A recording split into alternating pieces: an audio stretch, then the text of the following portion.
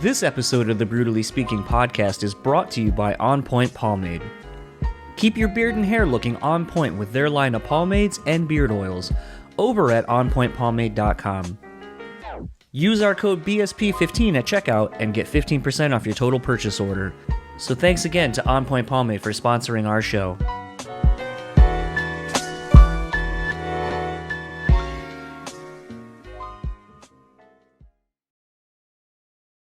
This episode is also sponsored by the Bean Bastard Coffee. Head over to thebeanbastard.com and pick up any one of their delicious hand-roasted coffees. Coffee lovers will also enjoy their hand-cut and handmade espresso candles and soaps as well. If you're in the Buffalo, New York area, head to their store located at 448 Elmwood Avenue. And thanks again to the Bean Bastard for supporting this show.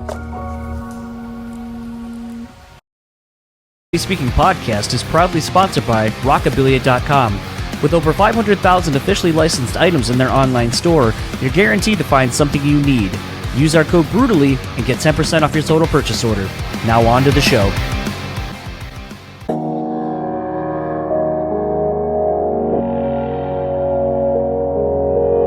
People say you have to have a lot of passion for what you're doing. This rings true because it's so hard that if you don't, any rational person would give up. It's really hard. And you have to do it over a sustained period of time. So if you don't love it, and if you're not having fun doing it, you're gonna give up.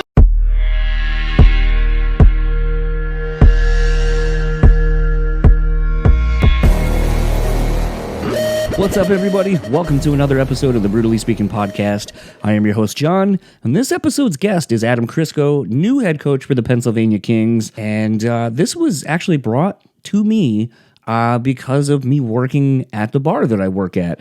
And, you know, we're a regulars bar predominantly, and so many interesting people that have been coming to that bar have worked in the industry at one point in time or another, you know, are successful business people who work, you know, blue collar jobs. You know, that's what's great about our bar that I work at is, you know, Anchor Bar, is that it brings so many different people together.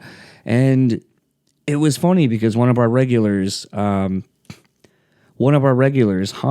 actually comes in all the time and, you know, watches a lot of the sports and stuff, and was kind of surprised to see me, you know, wearing, I think it started with my Jerry Stackhouse Bullets jersey, and he was like, oh shit. And then, you know, we started talking about basketball and how I got into basketball and the era of basketball that I started with and have been a fan of ever since. And, you know, knowing a lot about the NBA, knowing a lot about old football and baseball and so on and so forth. And, you know, just, again, the outward appearance that most people assume is that I'm not into sports, when that couldn't be further from the truth. And so he had mentioned, because he knew I had a podcast, and asked if I had ever had any sports people on. And I said, no, I was really close to getting this person, and I'm still hoping to get him on down the road, but from our G League team. But it just kind of fell through due to them, you know, making a playoff run at the time. And he goes, oh, my buddy actually started our team here in Grand Rapids, the Cyclones, which then became the G League team for the Pistons and so forth. And, you know, he used to play semi-pro ball. He's been overseas. You know, now he's a head coach and he coaches and all that kind of stuff. He's got a crazy story. I think, like, you guys should link up and have a chat. And this is that chat. And it's definitely one where I think, you know, you may see it and go like, I don't know who the fuck that is, or, you know, has no name brand recognition to someone who maybe listens to the show to hear the musicians I typically have on. But I don't think the story is any less interesting. Actually, I think it's equally as interesting, because very much like music, it's kind of a 1 in a million shot that you're going to be successful and you're going to be one of the top athletes in the world that's playing. Very much like it's just the same to be one of the top bands that everyone knows and has success in the touring industry and so forth. And it's one of the things when you hear Adam's story, it's why I think it makes him such a great coach, because it wasn't easy for him. Playing basketball was easy, but it was a lot of the things that happened to him along his career and along the way in life that I think have made him a great coach, made him a great person. And it's just an inspiring story to hear. And it was one where, you know, it's a great guest because I didn't really have to talk a whole lot. I just, you know, let him go. And he tells such an interesting story about just his life and the things he's gone through and the places he's been and the lessons he's learned and, you know, where he's at in his life now and what he's trying to do as a coach for these young men and the players that are coming to him, hoping to, you know, get to these next levels in basketball as a pro athlete. And to me, that's what's interesting about this. You know, one of my favorite shows to listen to is Stoke the Fire. And one of the reasons I love it is because it puts a spotlight on quote unquote everyday people that you don't know who they are, but they have incredible stories. And that's something that I kind of want to borrow a little bit from, but I want to do it within avenues of things I enjoy, which is sports. I'd like to get more athletes on because, like I said, I think there's a lot of commonalities that you can hear through talking to these athletes who have traveled the world and a lot of the things they've learned and experiences they've gained. And it's fun and it's motivating. For me, I like to surround myself with people who are go-getters, achievers, and all that kind of stuff because it motivates me to do the same. So without further ado, let's get into this lengthy chat with Adam, and I'll talk to you all on the other side of it.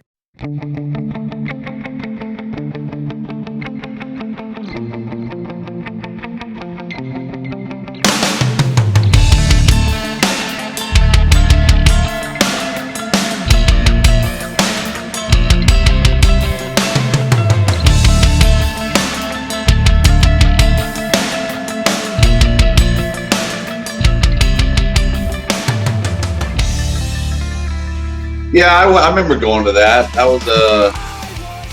was an interesting deal. I didn't really kind of get the I don't know, like the reason for it. It was like going to a small little bar that's super packed with people, early as hell on a Tuesday. I think we played some pool or something. Oh, that's fun. But I don't really understand Pulaski Days, so I'm not Polish.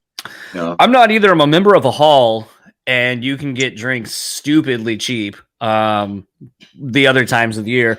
But I know this like one weekend basically keeps all of the halls more or less in the black all year. Yeah, it's funny. So, it's like most of the people obviously celebrating it probably aren't Polish. No. I don't think you have to be, obviously, but well, it's like St. Patty's Day. It's just an excuse to get drunk, in other words. Pretty much. Absolutely.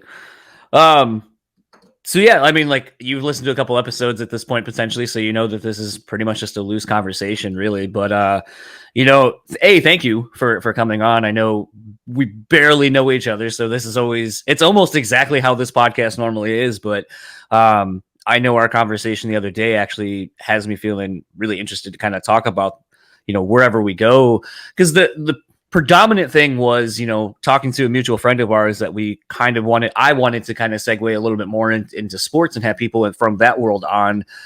And, you know, what's interesting is even kind of in following you now on Facebook or being friends, as it were, you know, it's funny because it feels like so much of what you do isn't necessarily rooted particularly in sports, but it's more of almost like being a life coach, like being a mentor of sorts and kind of finding ways to encourage other people to unlock that potential in themselves that maybe they don't see. And I think beyond that, I think that's really admirable. And I think that's something everyone could use, honestly, at this point in their lives is that person that kind of champions them to want to be a better person. Yeah. Thank you for noticing that. That is kind of a trickle down effect, and a lot of the reasoning behind that goes to my mentors, peers, and other people who've inspired me. So that's kind of the easy part, right? To inspire others. It's a lot harder to receive inspiration and to do something with it. You know, being on the other side of that sometimes. So yeah, it's it's not super hard to like for me in general, I guess maybe part of one of my gifts or something, to help people find a little motivation.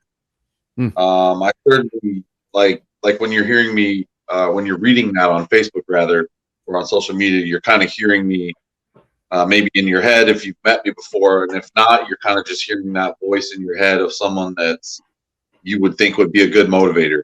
And so I guess I just try to sound like that. I've heard that from many people in my life, the motivating voice in your head. And so I know that there's a lot of people out there that share a similar path to mine. You know, my page is pretty diverse, but we've all been through struggles. So I like to put out stuff like that.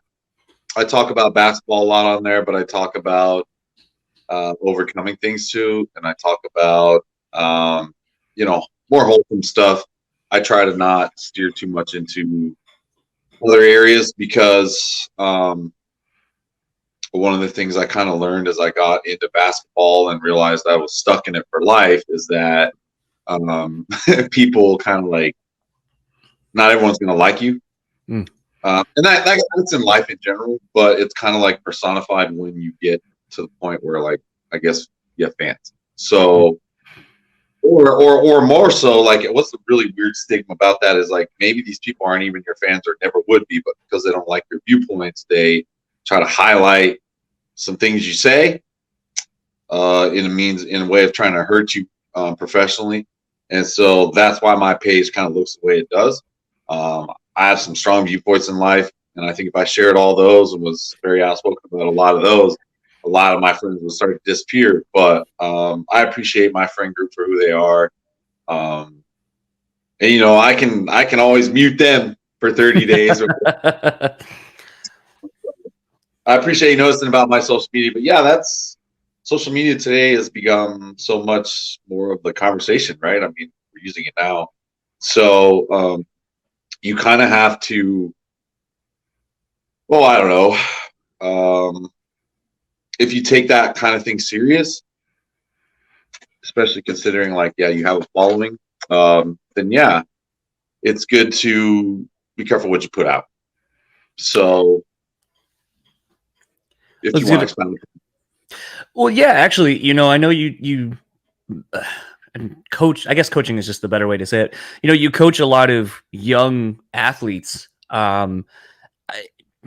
Is it hard to kind of teach their? I don't know if teaching is the word I want to use. I'm kind of figuring out my way through the question a little bit in my head currently, but is it hard to teach kids who basically have always grown up with social media and always grown up with these ancillary voices constantly, you know, making fun of them, telling them whatever, like just the noise basically of trying to teach them to block that out and to kind of focus on the task, whether it be, you know, practice or, you know, learning your plays or things like that, like just kind of is it, because I mean, we're old enough to remember a time, and you know, where the internet didn't exist and we didn't have social media and stuff like that. So that wasn't really something when we were playing sports that we had to worry about.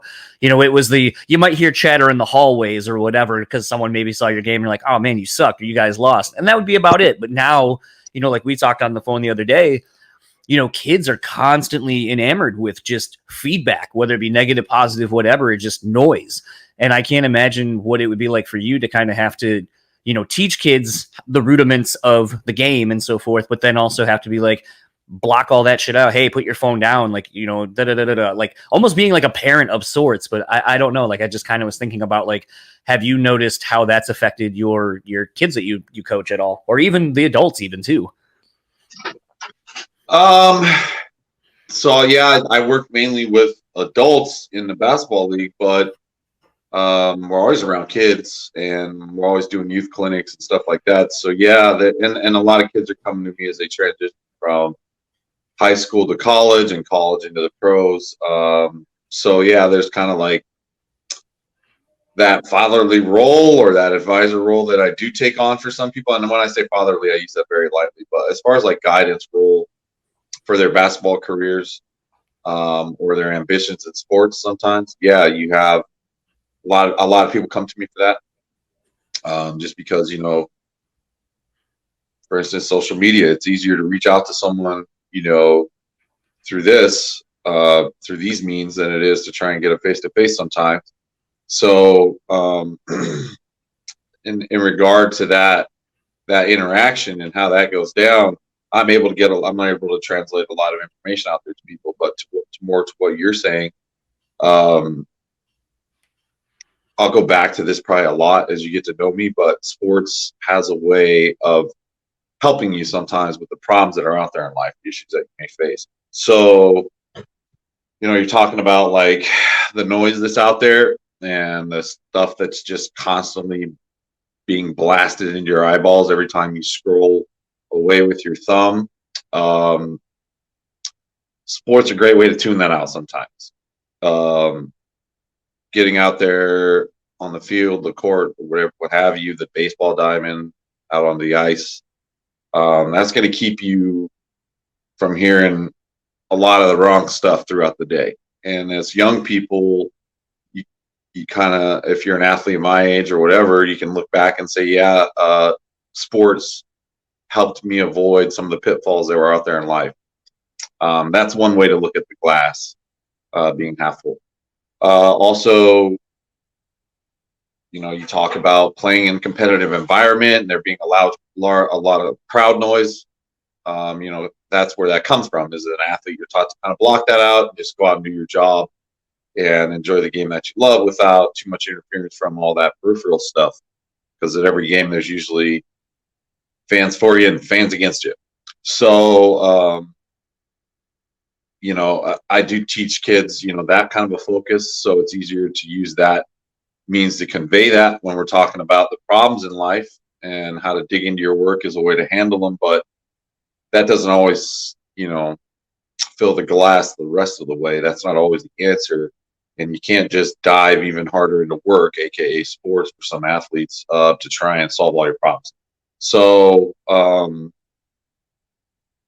social media can be an issue for people. I understand that, as far as like what they read and how that affects them, what they listen to, also what they read about themselves, stuff like that. So, but also, there's a lot of positives to it in my mind. So it's kind of a give and take situation. You got to learn to filter it, because the majority of the kids that we're working with right now, as far as like in our adult league and the guys that we try to help get into our league, they reach out to us through social media. We don't know. If they knew me already, they would already know, kind of just by watching my social media or whatever, where to show up to try and go get a job in basketball. Or they would briefly reach out real quick, hey, Adam, we've met here or there, and I'm just connecting with you again to get some info from you. But, the large majority of guys that are coming into the league kind of don't know us, or they know me barely. They heard about me through a friend, or, I have basketball in my background, a picture or something, so they clicked on it. So, that just one thing leads to another. A lot of times, too, people are sending their family members to me, which you have to, that's kind of like a business referral, right? Like in like the real estate world or something, like, hey, my friend's looking to buy a house. You got to take it serious. So I do receive a great deal of incoming traffic from random people that I don't know. And sometimes it's hard to filter because you want to help everybody. But at the end of the day, I use this phrase a lot: basketball is not for everyone. So to be encouraging and uplifting on social media is one thing, but when it gets down to the nitty gritty of it, like especially at the pro levels, it's kind of a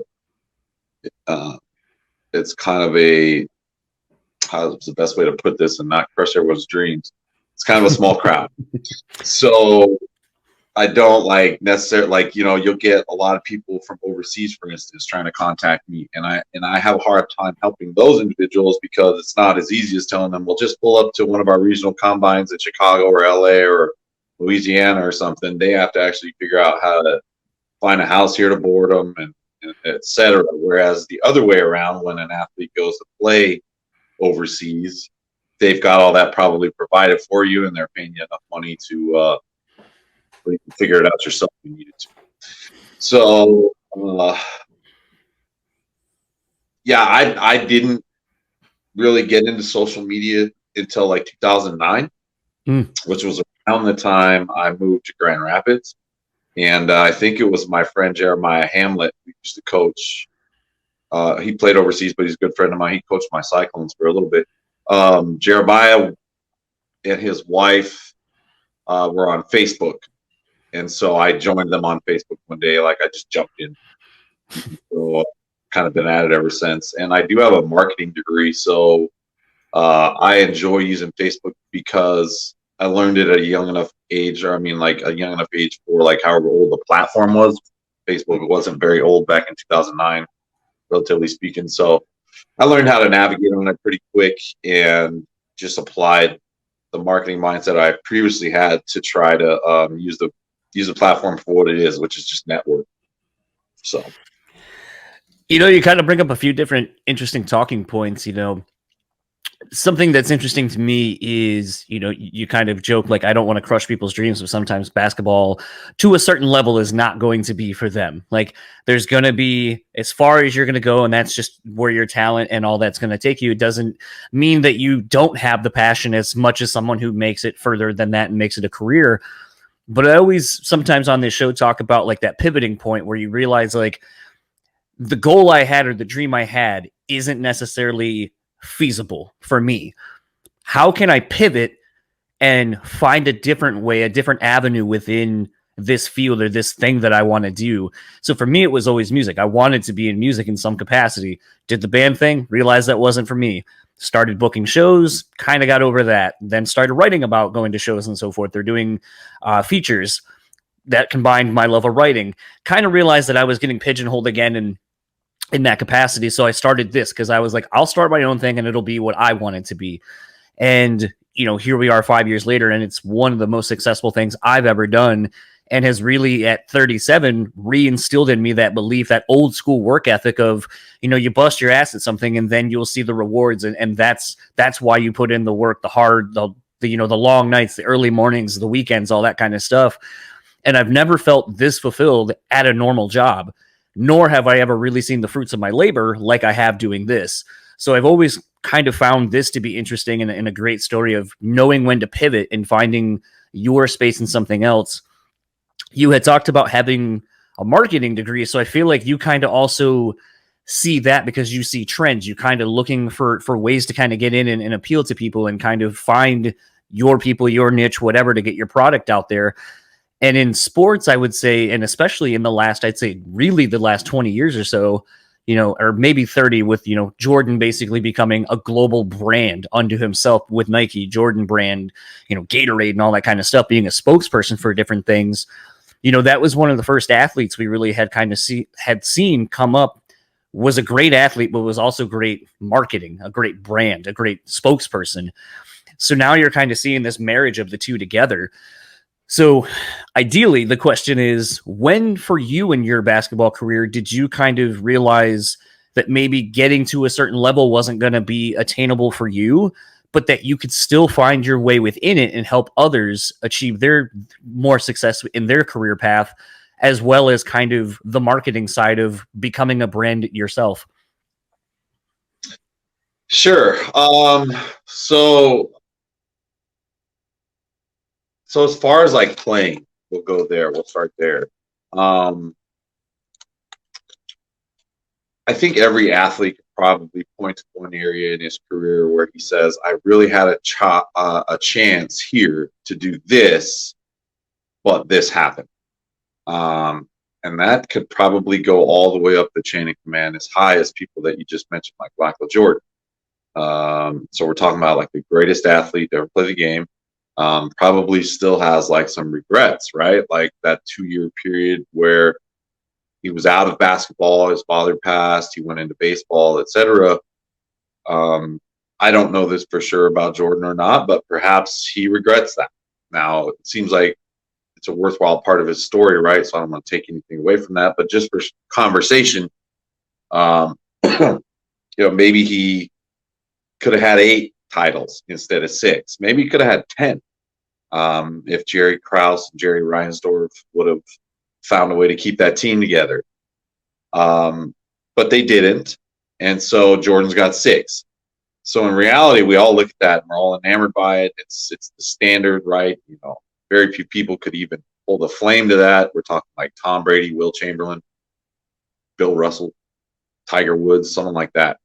But beyond that, I mean, the guy barely has any peers. It's rare air up there. So you look at that and you think, well, there's probably, like nothing that guy would ever desire. And I can say this with absolute certainty. I don't think that's true. Everybody has regrets. Everybody has a goal or a mission, they want to achieve. I doubt Jordan ever wanted to get divorced. We'll just put that one out there. Since we know so much about the man's life and it's so public. So, that was probably very hard for him to go through. And if you're like, well, you want to become this and that in basketball, you got to do this or that. So when I'm using these bland terms, I'm trying to fast forward through the conversation. Basically, I'm saying like people have these great goals to be exceptional at something, and then they realize they've accomplished it, and they have everyone's adoration and all that, but at what cost, right? So you're asking like a double-edged question, because you're like, well, when did you realize basketball wasn't going to be exactly what you thought it was?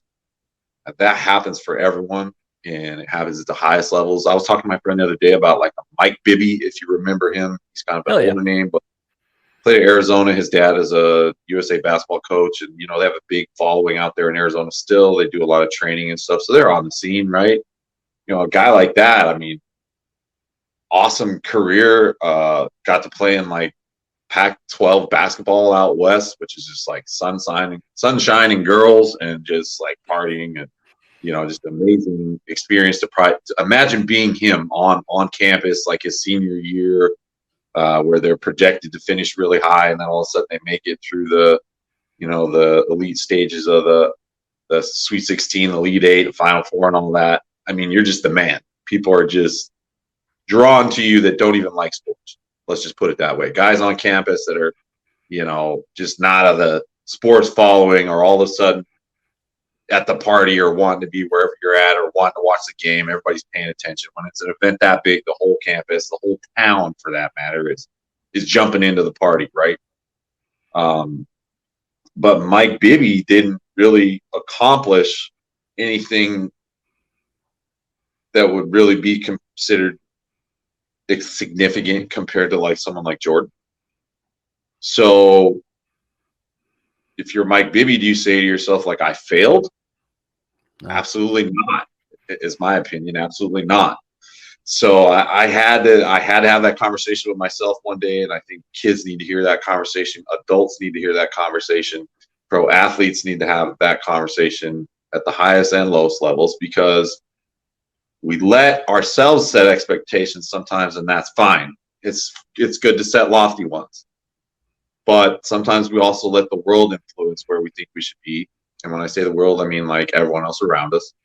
And that has a positive and a negative effect sometimes. Those people can be your parents. They can be your coaches. They can be your advisors, especially when it comes to sports. Everybody wants you to trend upward, right? Mm-hmm. So, the whole goal is to never take no for an answer, always fight through the pain. You can tough it out. You can do this. I got confidence in you. Just work a little harder. Those are some of the things you'll hear as you're growing up as an athlete. And yeah, it's really motivating. But what happens when you try all that and it doesn't work? Or like in the sense that it doesn't work, or maybe you did it really good for a while, but now you're getting older, or now the game has passed you, or something happened in your life to where your basketball goals are all of a sudden aren't that important. That's a challenging place to be in. So for me in particular, I think an area that I could point to that may have hindered my, let's say, highest level I could have played at. The whole could have thing, really, like I said, I don't dwell on that shit. It doesn't matter about where I'm at.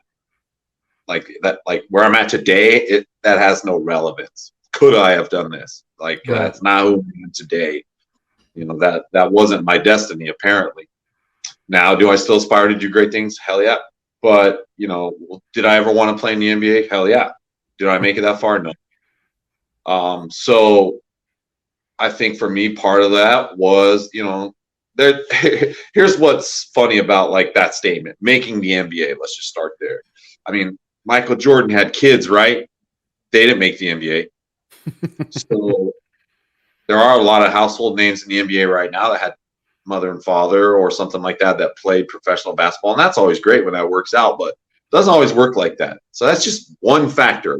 And that's a genetic factor. That would be a pretty big factor. Like Patrick Ewing's son, who now coaches in the NBL Canada. You would think a guy like that. I mean, his dad has connections all over the world. He ended up being a pretty tall guy himself. Why wouldn't he be an NBA player, right? But that's one factor, genetic predisposition, the gifts God gives us, that can contribute to you possibly playing in the NBA. So you take that one factor out, I don't have any NBA parents. And then you look at some of the other factors that were challenges in my life, and you start to realize very quickly, like, man, it's really hard to get into that 400. That 400 is a pretty elite group. And while we sometimes look at the players that are in that and go, God, that guy's trash, you have to understand that there's a whole lot of people evaluating you that gets you to that point. It's not by luck or accident. Sometimes you draft a guy that you didn't want to draft or whatever, and he makes the team like the Pistons or something, and people question how he's, how long he'll last. And sometimes people wash right out of the league. Obviously, that happens in every sport. You get drafted, and you get cut. I was cut from 13 different teams, but I also made 14 different teams. So, some of the factors for me, let's get back to that. There's a million things we could talk to and give credit to why you could make the NBA. Let's talk about some of the ones you wouldn't. And this part, I think, is like kind of why I want to be on your podcast and talk to other people at a medium where I think they can hear me. We can get all the other stuff out of the way, but then this is like the good stuff, right? So like this is why I want to be able to share my knowledge with people. So like at a young age, I had a very strong foundation family-wise. I had good athletic giftings, and I had every reason, I guess, in the world to have a fair shot at being good at sports. And in fact, I was. And so in my area of Grand Junction, where I grew up until I was in the high school years, I was right there with the top athletes in my class. And even though it wasn't a huge area, we had 4 high schools in that area to give you kind of an idea. And, I felt like I competed well with everyone there. Now, you have to understand that means that, we're not in a major metropolitan area like Denver, where I would have moved to when I was a freshman in high school. So the talent there, like I can try to think back now about there's never been an NBA basketball player from my town. There has been one guy that got into the Nuggets training camp, so you could say that, but he never made the team. And then there was like a pro kicker who kicked for the Bears. And then Musgrave was a quarterback. I think he made the Broncos at one point. And there's a pitcher who came up after me, probably 10 years my junior now, or 15 years my junior. He's a big timer in the major leagues, and I'm kind of embarrassed I don't know his name. But he's from Grand Junction. And so there you go. There's 5 names. I can tell you a lot of guys who are awesome ballers from around that area, and we'll get back to how that matters, because you asked me, like, you're not a pro, so how the hell are you still hanging around? Well, basketball, I'll quickly say, has a way of showing you things, and everybody in basketball, in my mind, matters at some level. We all matter, whether you're a fan or you're a coach working in the NBA. You're a part of the game, so each contribution to the game matters at some level. Anyway, so I was pretty good in high school, but I also was pretty good at leading a double life. So I had legal troubles in high school that stemmed from me dealing with anger and I guess resentment toward my parents a little bit, because they were going through a divorce and I was not happy with that. So I rebelled, and while I was pretty good for a while at keeping it out of the public eye, it spilled over when I kind of, got in trouble living in Boulder. So, when you do something like that, it's going to hurt your chances athletically. And so I've almost found, and I'm going to pause for a second and talk about that for a second. People wear their failure sometimes like a badge of honor, because if you were ever an athlete, people are going to start following you up with these questions. Well, where'd you play in college? Where'd you play high school? Where'd you play in college? Oh, did you play pro? Oh, where'd you play pro at? Oh, how many years you play pro? Oh, who'd you play with? So like it's a list of stuff that starts building up, right? And at some point, like as a fan, they probably don't understand what all you've been through, right? And so, without losing my train of thought here, I was a big believer in my abilities, but I did things that hurt my chances. And I feel like a lot of athletes that never made it, we'll just say, always kind of can, throw this out there for you. Oh, I had a knee injury, held me back. Otherwise, I'd have been out there on Sunday. And it sounds good and people joke at it, but some guys believe that shit. So, everybody's got that story that's not an NBA player, right? This is what held me back. So for me, and to close that up, that thought, I think that sometimes they're kind of a joke, but since everyone has one, I'll give you mine. But at the same time, you have to understand it for what it is. Every NBA athlete that's in the NBA currently, he could give you an excuse too. The only difference is when he realized that those excuses weren't getting him anywhere, he stopped leaning on those mental crutches and was able to achieve something that other people, now just let me put it that way, other people didn't believe he was capable of. He may not have believed he was capable of, but he achieved it. So we all look at that, right? We all look at that part and go, oh, you're in the NBA. But before he was an NBA player, he probably didn't know he was going to make it in there. Other people may not have expected that. There were lofty expectations, whatever. You may have went to a big college, but so that part of it, right? So, Adam, why didn't you make it pro? Well, I had legal issues. To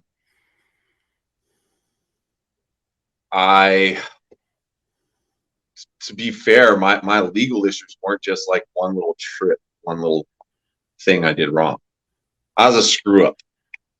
I liked some of what I did in the sense of like hanging out with guys who sold weed, and in Colorado, we're talking about back in the early 90s.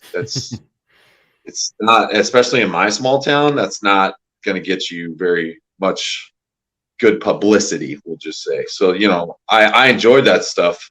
That's kind of when like hip hop culture took over the basketball scene. Mm-hmm. And so, I just remember like the first time I actually ever smoked weed was in Boulder.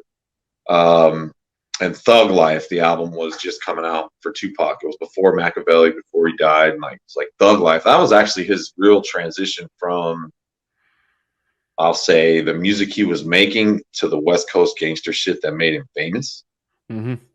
So I was swept up in that, BET in the basement, Tigga in the basement, which is funny. They announced on my phone yesterday that Tigga in the basement, Rap City is coming back. But that's what I was watching. Yeah, I just saw that.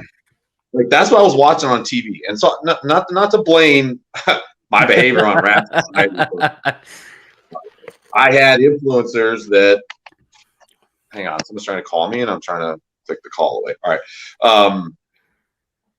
those were the people I chose to pay attention to. You see how I phrase that? That's what I made relevant in my own mind. Okay, so and you can do that with anything. You can take yourself out of that mind warp, or you can be stuck right in it. So I chose to be stuck right in.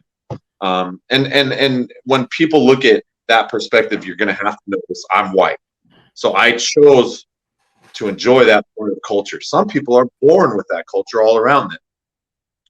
But I chose to admire that culture and listen to rap music and get into that stuff. So anyway, because of what you see on there sometimes as a young, impressionable kid, you do. That's a fact. Or you try, or you hang around with people who do or try, or maybe music mirrors life and we just don't know it. But I was a knucklehead and I found myself in jail a couple of times. Nothing very violent, nothing very like sinister or malicious, nothing sexual, nothing, just mainly like fighting, weed, pulled a knife on someone, which I'm not proud of, but this was stuff that you're like, why do you make the NBA? Well, I can point to that as possibly being a presiding factor, more so the decision making, right? I don't know that I was really even getting a ton of NBA looks. There was a certain point in my career where I was playing good enough. I felt like I could definitely compete physically, but I don't know that a lot of people were still hot on my trail. And here's why.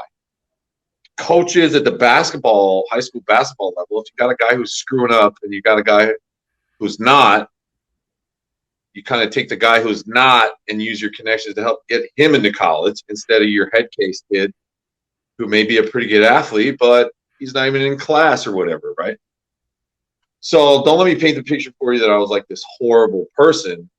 I just didn't always live what I was taught to live by my parents back then. I wanted to be my own person, and part of that was just, I'll say, thugging it out.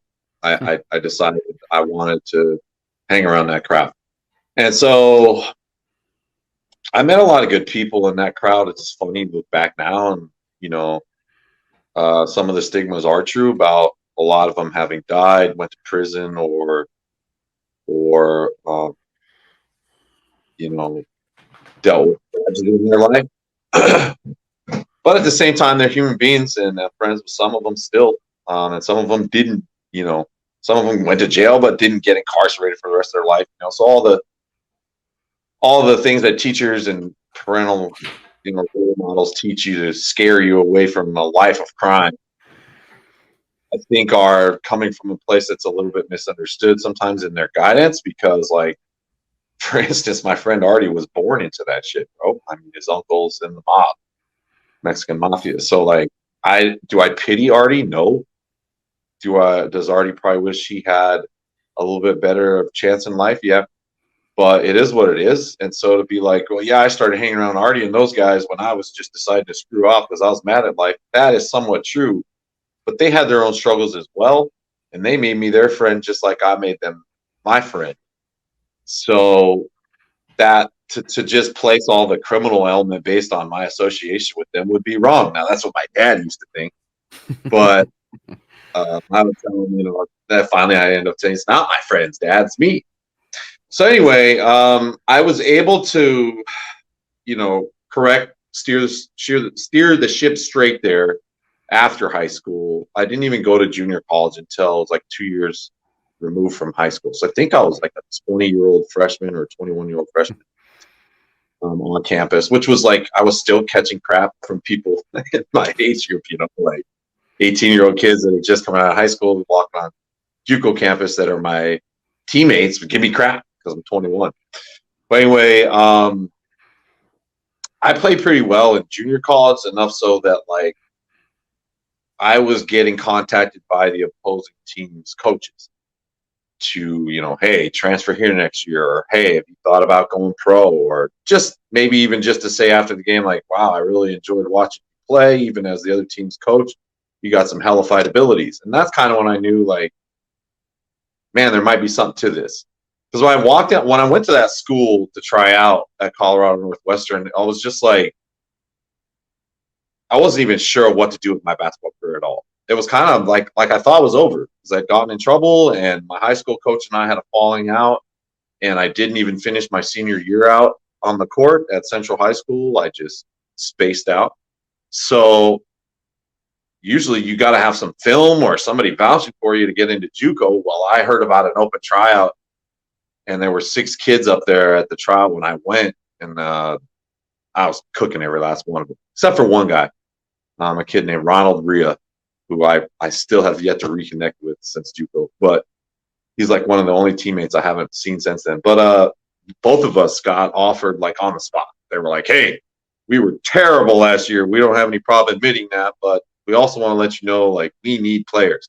And I was like, well, lucky for you, my dad drove me all the way up this mountain into the northern part of this rocky crag to hopefully get a scholarship offer, and we're not too picky right now, so I'll take it. So I signed my letter of intent literally an hour after I had my first workout with them, which is pretty untypical.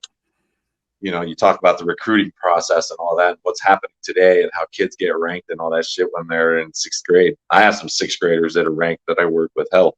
But seriously, like, no one at that point was really saying my name. So all of a sudden I got a coach that's like, yeah, I believe in you. I was like, well, actually, it was their athletic director. They hadn't even hired a coach yet. So imagine walking on the campus and, like, you don't even know who the coach is. Coach ain't there. Oh, there is no coach, but we want you. I kind of like, well, this is a little weird, but what the hell? I mean, I don't have anything else going. So junior college was a trip. It wasn't like what I perceived regular college to be. And in fact, I went to two after that. So, it was like very isolated, way up in the mountains, maybe 400 people on campus, all the teachers and everybody. And then like another 1,000 down in the town, if that. So it's like, well, the way that I looked at that was like, hey, this is your chance to go. Like, in Dragon Ball Z, when they go up to that little cloud planet and they train up there, it's like the different gravity. They can train faster. And when they come back to Earth, they're like 10 times as strong as if they would have spent time on Earth training. That's kind of how I viewed that whole experience. Like, the air up there was so thin. Like, just running up a hill would be like running up 3 hills. Right. So the conditioning I got there was just out of this world. It really did shape my game. I was always very active basketball player. When I say that, I mean somebody that doesn't stop moving when he's out on the court. Basketball is a little different than most sports. It's always kind of moving, but you notice nowadays, I don't know. I don't want to be critical of any players in particular, but some guys just stand there. So, and it just, that comes from lack of knowledge. And just because they're in the NBA doesn't mean they're playing the most beautiful version of basketball. But if you ask me, when the ball's moving and everybody's working with each other and they're moving themselves and working hard for each other, running up and down, playing defense, that's when basketball is at its best. So I'm up there with like all this air in my lungs. I have to send this message 1 second. Yeah.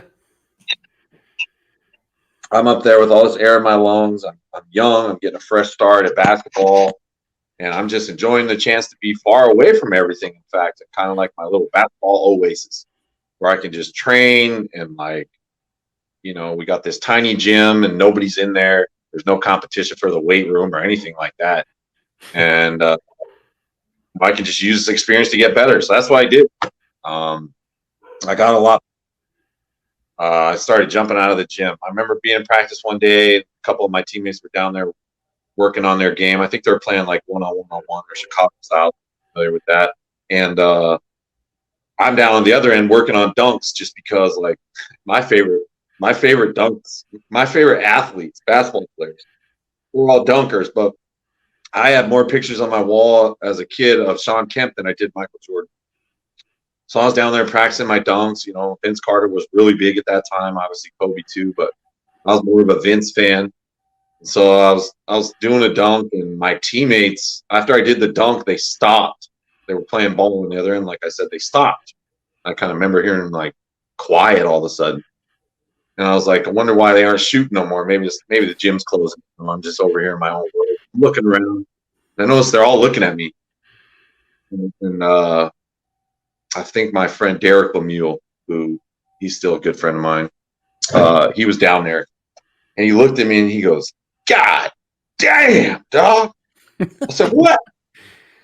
Looking around like, is there the fire alarm go off? Is somebody just walked in the gym and or did you guys smell a fart or something in here?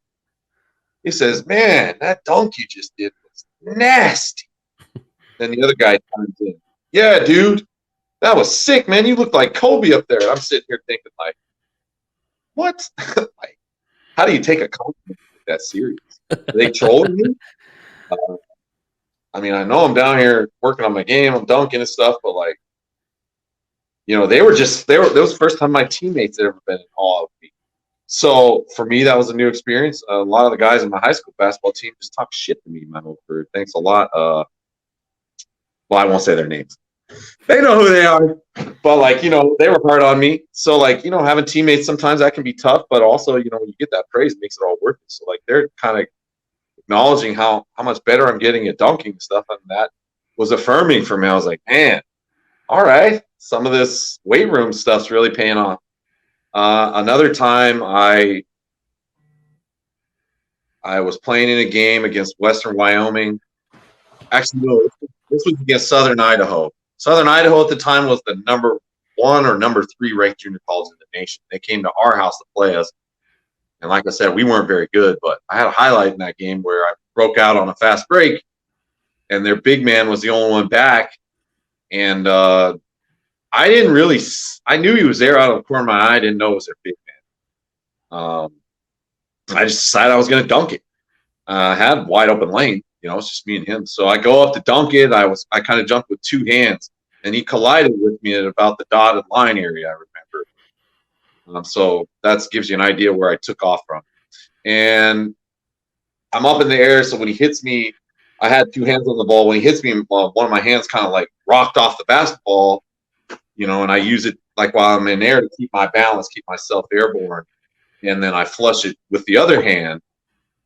And I dunked all over that dude. And my teammates, as I was going back the other direction, I could see them start to spill out onto the court out of excitement. And then like my coach too. And the ref actually like stopped the game because the ball went bouncing around and like off the court, and he had to stop and get the ball. But kind of like because our team wasn't acting, in a professional fashion, they were like hooting and hollering down the other end of the gym. And if you want to look that guy's name up, his name's Uche Okafor. He did in the NBA. But who was it? Okafor, not Jaleel Okafor. That's somebody that's actually in his family.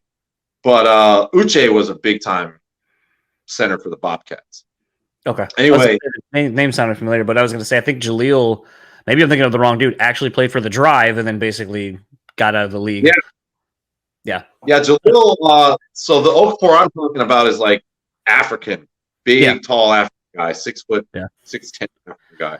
Yeah. But yeah, he was just transitioning into the United States via Canada. He actually lived in Canada at that time, and that junior college had some kind of an agreement.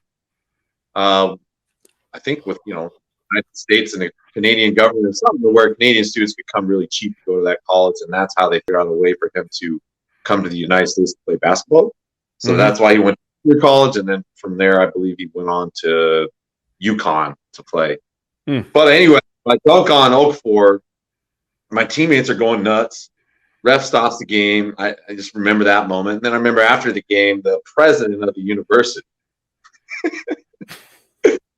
he walked out onto the court and he said, "Adam, that was a hell of a dunk." I said, "Thanks, sir." He says, "I ain't never seen a white guy jump that high." So I was like, "Man, okay, that's some serious praise." So from junior college, I went on to play Colorado Mesa Division II back in my hometown of Grand Junction, and again got in my own way. I was living on campus, or basically a house across the street from campus, and I was trying to pay my own bills. I had a girlfriend at the time, and then we broke up. And when we broke up, I didn't have any roommates, so I started. Great. Well, actually, the crazy part is I had 2 jobs, so that kind of gives you an understanding of why I'm a big fan of this new NIL stuff. Yeah, because as a college kid, dude, even living in a town where my dad lived, my dad wasn't all about the handout at all. He wanted you to earn your money. So I couldn't just go run into him. I had 2 jobs. I worked at a pizzeria, and I worked at 2 food restaurants at this time while playing basketball, and full course of classes, and had a girlfriend, right? An apartment to pay. So living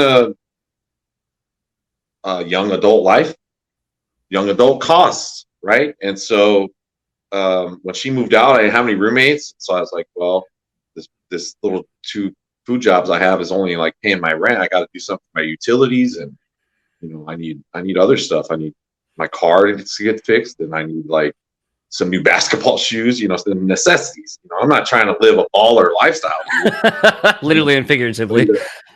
I'm trying to get through college. So that was a trying period because word got around on campus that I was doing that, and the head coach at that college was a very prototypical old white guy. He was like really conservative, very much about the church life and all that stuff, right? And he knew me from before I left to go to JUCO as kind of a troublemaker in the Valley, because he'd been coaching in that Valley forever at that college, Grand Valley, which Grand Valley State University. There's so many ties to like Grand Rapids and West Michigan to where I grew up in Colorado is crazy. But and now you guys have the. I'm not even going to talk about how the G League team's now the Nuggets team. That makes me want to cry. But we'll get to that later. The Grand Valley is where I grew up in. So Coach Heaps knew every kid in the Grand Valley was any good at basketball, right? I mean, he recruits from the only D2 college in that area. So if you were any good, he knew who you were. And I would, to be honest with you, I would crush his players. But he just did not like me. And so when he did give me a chance and then he heard stuff about me, it was over before it started. And I actually remember my senior year being off the team. Here we are, kind of history repeating itself, which is odd because I talk about that a lot. Here I am playing against his varsity team. They needed someone to scrimmage, and I didn't play there my senior year. So he needed someone to scrimmage. So I go get, and this is funny. I'm not going to say these dudes' names, but these were the guys I sold weed with.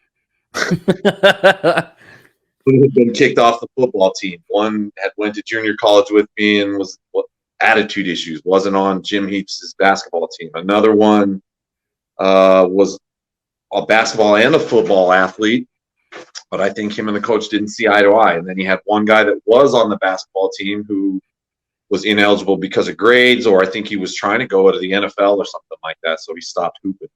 So it was like 5 guys who all could have easily played on his team, or at least, you know, you're talking some pretty athletic kids. Anyway, that was the second time that I played against the Mesa State team. I'll go back to the first time. First time was in junior college. Our junior college scrimmaged Mesa State. And this was after I walked into this guy's office and asked for a job, and he said no. So that's why I went to junior college looking. We played them in our gym. Mesa State actually came to our tiny little gym way up there and played us in a scrimmage, and I was destroying them. And in college levels at the preseason, I think back then you're not allowed to keep score. It was just kind of like a workout, really. It's like a practice against each other. It's not an official game. Right. But we were so bad that in the unofficial third quarter of this game, he literally pulled his team off. And I had just hit a 3 at the top of the key, and I had turned around to look at him and his assistant coach, Coach Chance. These are 2 small guys, in my opinion, right? You know, they shunned me. They turned their nose up at me. So now I'm looking back at them, and I'm just the biggest smile you've ever seen. So that was the first time I cooked. And so fast forward to my senior year, you know, we've had our run-in together, and I know I'm never going to play for Jim Heaps again, but he had talked to one of the kids that played on the team with him the year before and said, I need some guys to scrimmage, and that person called me because, like I said, there's not many basketball players in that town to begin with that can play at a high level. And obviously I'm one of the better ones. So yeah, Adam, we're going to go scrimmage the college team today. Bring your butt over. So I crossed the street, you know, probably smelling like weed, but I took it serious. And going there, we just took them. I remember my buddy that was on the team with me was from New York. He had a friend in visiting from New York. And what I remember distinctly most wasn't all the time I dunked in that game. It was what this dude said afterward. He's like, man, y'all killed them dudes. They had a team of all white guys, right? The college team was all white guys. And here I am, the only white guy on the other team of all black guys. He's like, I don't even know why them white boys want to play, man. You got the only white guy on your team. He out there leaning on them, dunking on them. And I'm sitting here hearing him orate what he just saw happen, and I'm laughing my ass off because, like, I really was leaning on him. Like, I'm cocking it back as far as I can to throw down a dunk because I got something to prove here. And for some reason, I was hitting every shot from 2 feet into 20 feet, 23 feet. I was just hitting everything. And I actually was playing. I remember I was playing on a bad ankle that day. When somebody had told me about the scrimmage, I was like, I better go get in shape again because this is going to be in front of live fans or whatever. And I hurt my ankle like 4 days before this thing went down. So I go limping in there thinking I'm not going to be able to play much, but I'm going to tough it out. And I ended up having this great game. So anyway, that was there's a little bit of the history of like the college interaction I have. So it didn't, you know, for most guys that go to the NBA, you hear about them. They're highly recruited in high school, maybe go to a prep school afterward. Then they're talked about on their college campus. They have like these Hall of Fame type careers at the college, and that's what gets people talking about them at the pro level. And then before you know it, you're seeing them on TV again at the pro level. But I'm here to tell you that's just how most of it goes. It doesn't go that way for everybody. So my career kind of ended like that, unceremoniously. Getting back to the side of the darker side of things, I had a group of friends that was the ones that were helping me sell weed, we'll just say. And one of them, who was like our main connect, he ended up getting busted. And like, when I say busted, they put an explosive charge on this man's apartment door, blew the door off the place, and ransacked the shit out of his little place, And like, I found out about that a day or two later, and I was like, you know what? This is bad. This is somebody I didn't spend a great deal of time around. I mean, he's an interstate drug trafficker. It's not like he's my best friend or anything. I just go to get a little weed here or there. Here I am. My lawyer would probably tell me shut the hell up, Adam. But it's part of life. And so anyway, they got indicted. Like they had been watching those guys. So if you want to say I dodged a bullet, you probably could, because while I wasn't involved with the level of drugs that they were selling everything, man.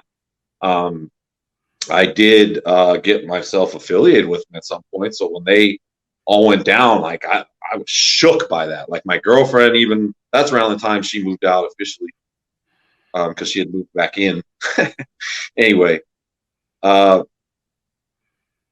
was just like, I got to get out of this town, because I grew up here my whole life, other than when I was in college or high school. So in high school, I did go over to the Denver side of things, but back in college again and back in Grand Junction, I was like, it's too small. I know too many people know me. And, now this has happened. And I'm like, I just don't think this is the best place for me. I need to change this. My mom at that point had moved to Benton Harbor, Michigan. Actually St. Joe, to be more specific, which if you're me and you see the world the way I do, that's the white side, right? Everybody there knows it. Nobody wants to talk about it, but that's what it is. The side with the courthouse on it, the side with the jailhouse on it, the side with all the restaurants, the side with the beach on it, the side with the amateur attractions. That's the white side of town. The black side is the black side in St. Joe, Benton Harbor, Michigan. So there's a town I lived in for a while that I know a lot about. I have a lot more friends on the Benton Harbor side than I do on the St. Joe side, because of that pretentious description I just gave you. Yeah. But anyway, long story short, I got out there to living with her, and that's kind of where my pro career took off or began. And timeline wise, what year is this roughly? Yeah, so let's see, graduate. Well, I didn't even actually ever graduate college. So 2002 was the last time I was in Colorado as a college athlete, I think, and I left and came out to Michigan. Okay. So I started playing for like, who was the first team I ever played for? I think it was the Colorado Kings, a team in the ABA out in Colorado that was traveling through the Midwest. And I heard about it on the network, and they needed some players. So I played with them on their like a tour throughout the Midwest. And then I think that's how it went down. It's been a while, bro. But then I got picked up by a team called the IBL All-Stars, which was like the league of the IBL was the league. And they had like a traveling all-star team for guys looking to get into their league, and then also to play teams. Like if someone didn't show up to a home game, they would send us, or an away game or whatever. So like I played in that league for, I don't know, 6-8 months on their all-star team. And then I was getting offers from teams within that league after that. So that's kind of where it all started for me. And then I would eventually play internationally in South America. I can't really say when it happened again, like where I knew it was over for me to go to the NBA, but I will say that like in 2006, I had another stint with drugs. That is what got me sent to prison. So, like I said, you have like the path A to get to the NBA, and you have like path B to potentially get to the NBA or whatever, and then there's C, D, E. But like the two main ways are either you're recruited straight out of high school, or you make such a splash on like the international market that you can get that kind of call up. And keep in mind, the G League back then was just getting going. Like the Bakersfield Jam and I had conversations and went to a few practices, and I played in one game. But the G League was like nothing that people didn't even respect it back then. There was not even like amongst NBA people was it even like really given much notoriety or anything. It's not at all what it was today. It's not at all what it was then, what it is today. So, my playing career went and bounced around a lot in the United States, but when I had that, that next run in with drugs and went to prison, that I think for me was kind of the point where I realized like a lot of things about myself personally, but if you want to talk about basketball wise, I kind of knew it was over. You don't really go from being locked up to a household name in the NBA. The NBA is very political, and I have to run and grab my phone charger, so I'll keep talking, but my background's weird. The NBA is very political in the sense that they have an image and a license to protect, so anything that could potentially hurt that image or license or fan experience, they're quick to cut that out. So just, like let's talk about like real quick, like Michael Vick in the NFL when he went through those legal troubles with the dog, drowning dogs that he was having fight or whatever. Mike Vick, I think, did get back in the NFL, but man, people literally like barbecued that man. Yeah. And the NFL like blackballed him basically. And, rightfully so. What he did was pretty awful. But when you do something like that, like it just really hurts your chances, no matter how good you were at the sport. And so, hang on a second. And so, if you already were in the sport, yeah, you might have a chance to recover after that. But like, if you were never a big name, doing something like that to your career is really going to hurt you. So I had to fight a lot of that. But that is also part of my story and who I am. So, there's a lot to like unpack there, but there is going to be a time and place, and there has been a time and place where that testimony of mine has actually helped certain athletes, perhaps cope with why they didn't make it, or help them get back on the right, frame of mind to actually make it. So that's kind of the answer to all that. Prison shut it down. Now, what did I go to prison for? That's best probably left off the podcast, but it had to do with drugs again. And I'm clean now, but to get clean, it took a lot. And so for anyone that's ever struggled with drug addiction or anything like that, I've always wanted to be somebody that could help them see the more positive side of what life looked like if you can get that under control. So that's kind of why I like when people say, well, how good were you? Did you ever play against this guy? I've played against some of the best people that you've ever heard of as far as basketball wise, whether it be in a pickup setting or like a pro setting or a private gym. And I know where I fell amongst those guys. I'm not going to sit here and lie and say I was like some, incredibly gifted basketball player, but I was pretty good. There's some people in West Michigan that know that would tell you that. And there's some guys around there that were a lot better than me. But just being in that kind of a class in West Michigan, there's some talented athletes in that area. So I'm happy with kind of where I fell and landed as far as like in the basketball landscape. And I'm not at all ashamed of like what happened to me in my life. That's just stuff that happens. You can't predict it, and you can't regret it. You just got to call it what it is. And I think people learn as they get older that like there's very few of us who have like this perfect story in any industry. Like everybody's got some chinks in their armor and everybody's got some stuff they've been through. So I love talking about basketball, but sometimes it's bittersweet. Yeah. Because there was some unfinished business here or there.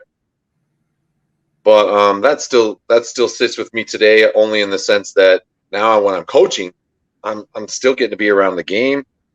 I'm still getting to do what I love and help people out with basketball.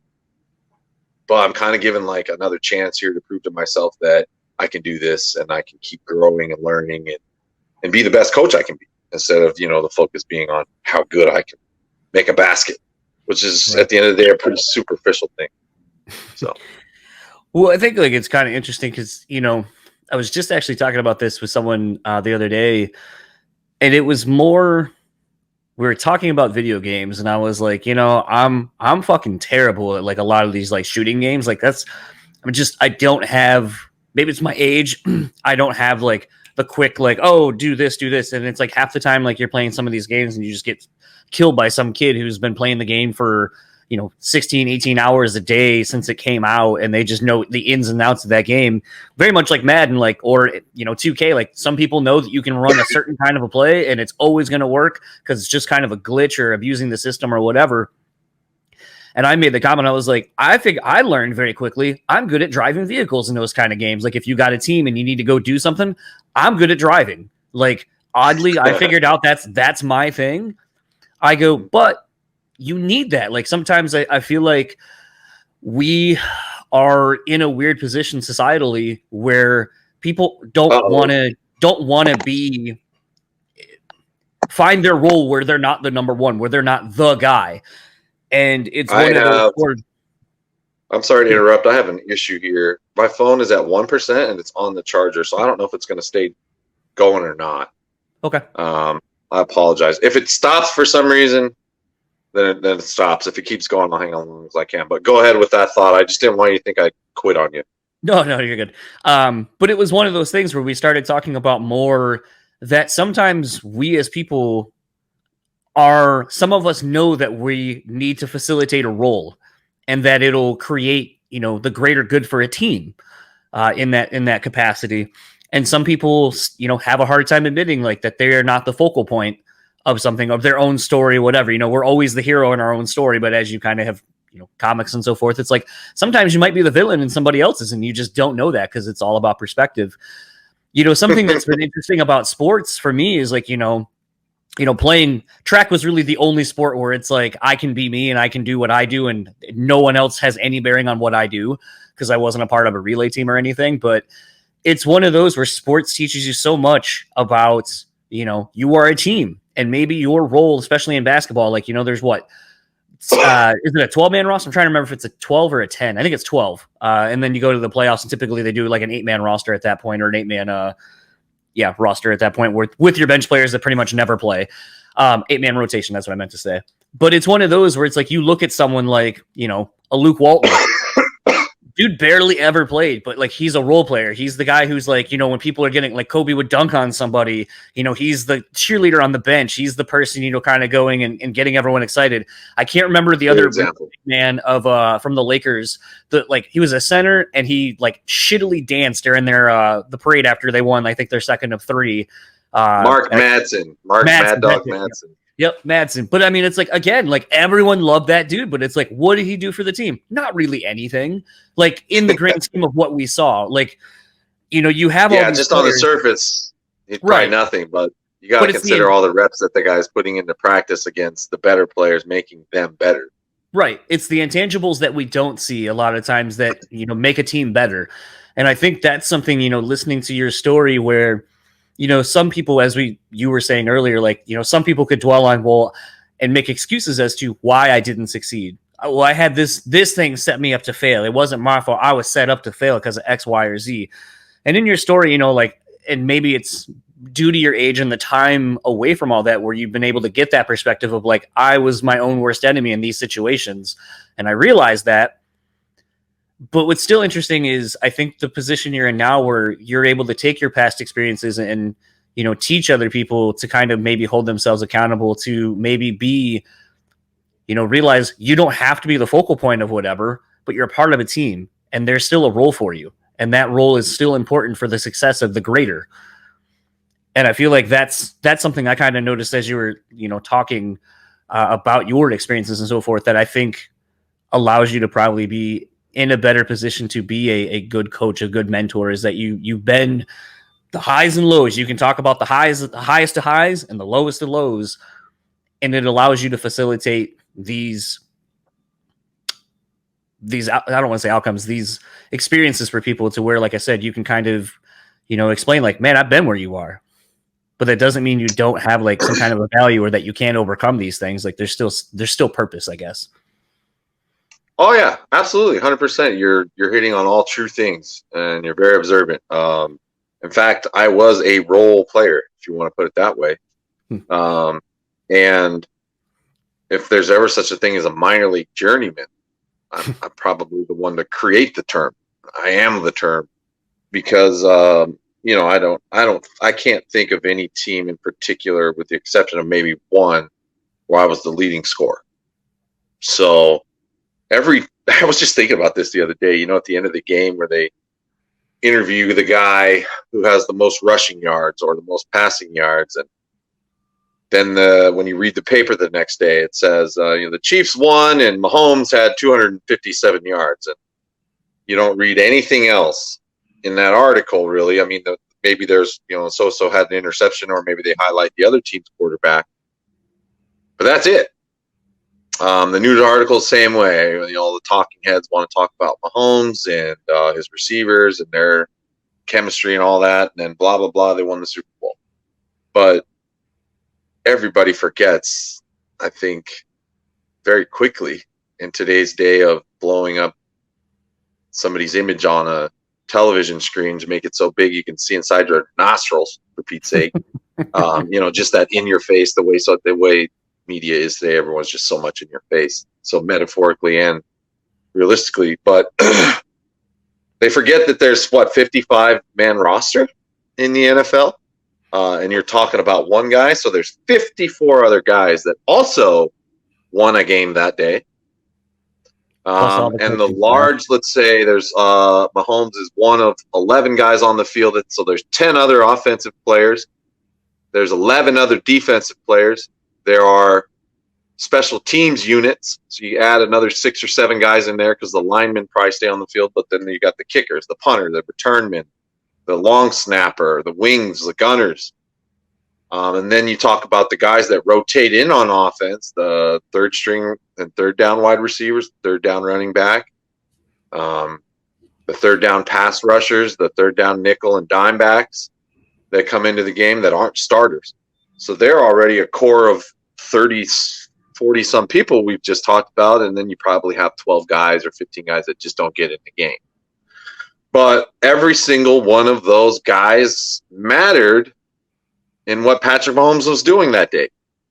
Nothing that Patrick Mahomes did was possible without their contributions. Nothing. So smart quarterbacks, you'll hear him get out there and talk about, my old line blocked great for me today. But they don't name each one of those individuals. Have you ever noticed that? There's not like, okay, let's just try this. Who's your favorite current offensive lineman? Well, that sort of gets a little tricky because are we talking tight ends as the line or not? Because I mean, they got to pass block just as much as center, guard, tackle. Is there a center, guard, or a tackle in the NFL that you can call out by name that's your favorite one? Greg Olsen. Okay, Greg Olsen's a tight end. That's what I thought. I was like, actually, what was it? Because he got hurt the other day watching the Lions game, but Ragnow for the Lions. There you go. Okay, and you're a homer, right? Like that's your home team, right? I just watch NFL, but yeah, Lions are my home team. And I remember when Elway won the Super Bowl, I knew like the names of all our offensive linemen, but not since then. And right. So like you probably couldn't name the starting 5 offensive linemen for the Lions, right? Not this year. And I'm telling you, not many guys outside of ESPN analysts or people who closely follow the Detroit Lions for a living can do that for you either. And there's something to be said about that. Patrick Mahomes is an excellent quarterback. He's super fast, elusive, he anticipates well. He's getting more and more aware of scenarios and defenses that are getting thrown at him and how they like to defend him and what to do about it. But there's no way he does any of that stuff without these other 5 nameless guys that are blocking for him every weekend. And let me talk about line play for a second. Those guys are literally on the field smashing into the other most physical people on earth every down. So the guys who line up on defense, just psychos, dude, ripped out of their minds. Crazy dudes, man, that for a living, like they feel no pain. They just like running into things. What? Who creates a man like that? Lord Jesus. And then on top of it, they laugh at you if they make a play against you. They celebrate if you mess up, and they jaw you and talk trash to you. You know how hard it would be to be an offensive lineman, and then you're just standing out there getting smashed into, fingers getting bent backwards, shoulder getting pinned to the ground, your legs getting undercut from your own people running into you, getting, hell, spit on probably, Romanowski. Remember that guy? He spit in Terrell Owens' face. I mean, linemen probably spit on each other on accident when they smash in there together and that air expels from their lungs, and it's just nasty in there, right? Why don't those guys get highlighted? How come they didn't call the center out with Mahomes and say, hey, Pat, we'll talk to you in a second, but first let us give credit to this guy who stood in the middle of the football field all day and took punishment blow after blow so you could stand back there with your curly hair and look good. Let's talk to him for a second. But that never happened. I mean, I think that speaks to a greater narrative of society, of the workplace, where the person at the top who's not saying they're not doing as much work necessarily, but it's the people, quote unquote. I mean, the offensive, defensive linemen, it's called in the trenches for a reason. You could look at that almost as a metaphor for the grunt workers at any place, where it's like those are the people that are getting shit done. So the other people who look good can take a lot of the credit, and we, the people down below, are all the nameless, faceless people that are, building the foundation for success for other people. Who owns the Amway Corp? I have no idea. It's the DeVos family. Is it? Okay. Who was their top salesman this year in Grand Rapids district, their home district? I have no idea. I don't freaking know. We don't know. It's a different guy every year, probably. Now that guy, whoever he is, no disrespect to you or the DeVos family or Amway, but for most people, they would know, DeVos, Amway, right? They get the credit for that. Right. There's a lot of people working for those corporations. And so what that goes back to is, like, I talked about being like a role player and a journeyman. Some people might say, well, like, geez, you were never like top player even. Your overseas resume is garbage. You weren't even like the best scorer. I'll tell you what, the dudes who were the best scorers on my team were lucky to have me. And I'll say this, why? Today, basketball is so self-centered. It's so much around my stats, me taking the shot, the I in competition, not even team, just competitive. The me in team. The I. Yeah, there's like 3 I's in competition, isn't there? Competition. 2 I's. So, like, the game has just changed. When I was learning as a basketball player, at first, before I became really good, how to stay on the court. You're a young kid, you're walking in, like in my area, it was like Mormon church. They'd have these runs on Tuesdays and Thursday nights. Private run, a very strict kind of a basketball run, no cursing, no swearing. I'm pretty sure there was no dunking. So they really didn't like me. But anyway, before I was like ever any good, my dad would bring me and I just sat on the sideline, probably till I was in like high school before they let me play. But anyway, there's like a pecking order just to get into this Mormon gym around where I'm from. And then you get out there, and like if you start taking all the shots, like, not going to get invited back. And then another side of that is like if you shine too much, like for instance, you're dunking or you're like trying to put Michael Jordan in there, they're not going to let Jordan back. I'm sorry. Mike, that's one gym you're not going to get access to, because these guys are like really like almost religious about their little weeknight runs. And it's like, there was like a packing order. Like I said, it was kind of a list also. Like once we got to 12 people, we didn't want to let anyone else in the door. They go out to the foyer and lock the door. So only 12 people could be in there. So like, and then if you were a cocky guy or you came in there running your mouth, didn't matter how good you were, they would not let you back in. So in there, I had to learn to like, what do I do? I can't shoot too much. Anyway, I would just go get rebounds, man. I'd just go get rebounds. And I was 5'10" back then and full of energy, running around crazy.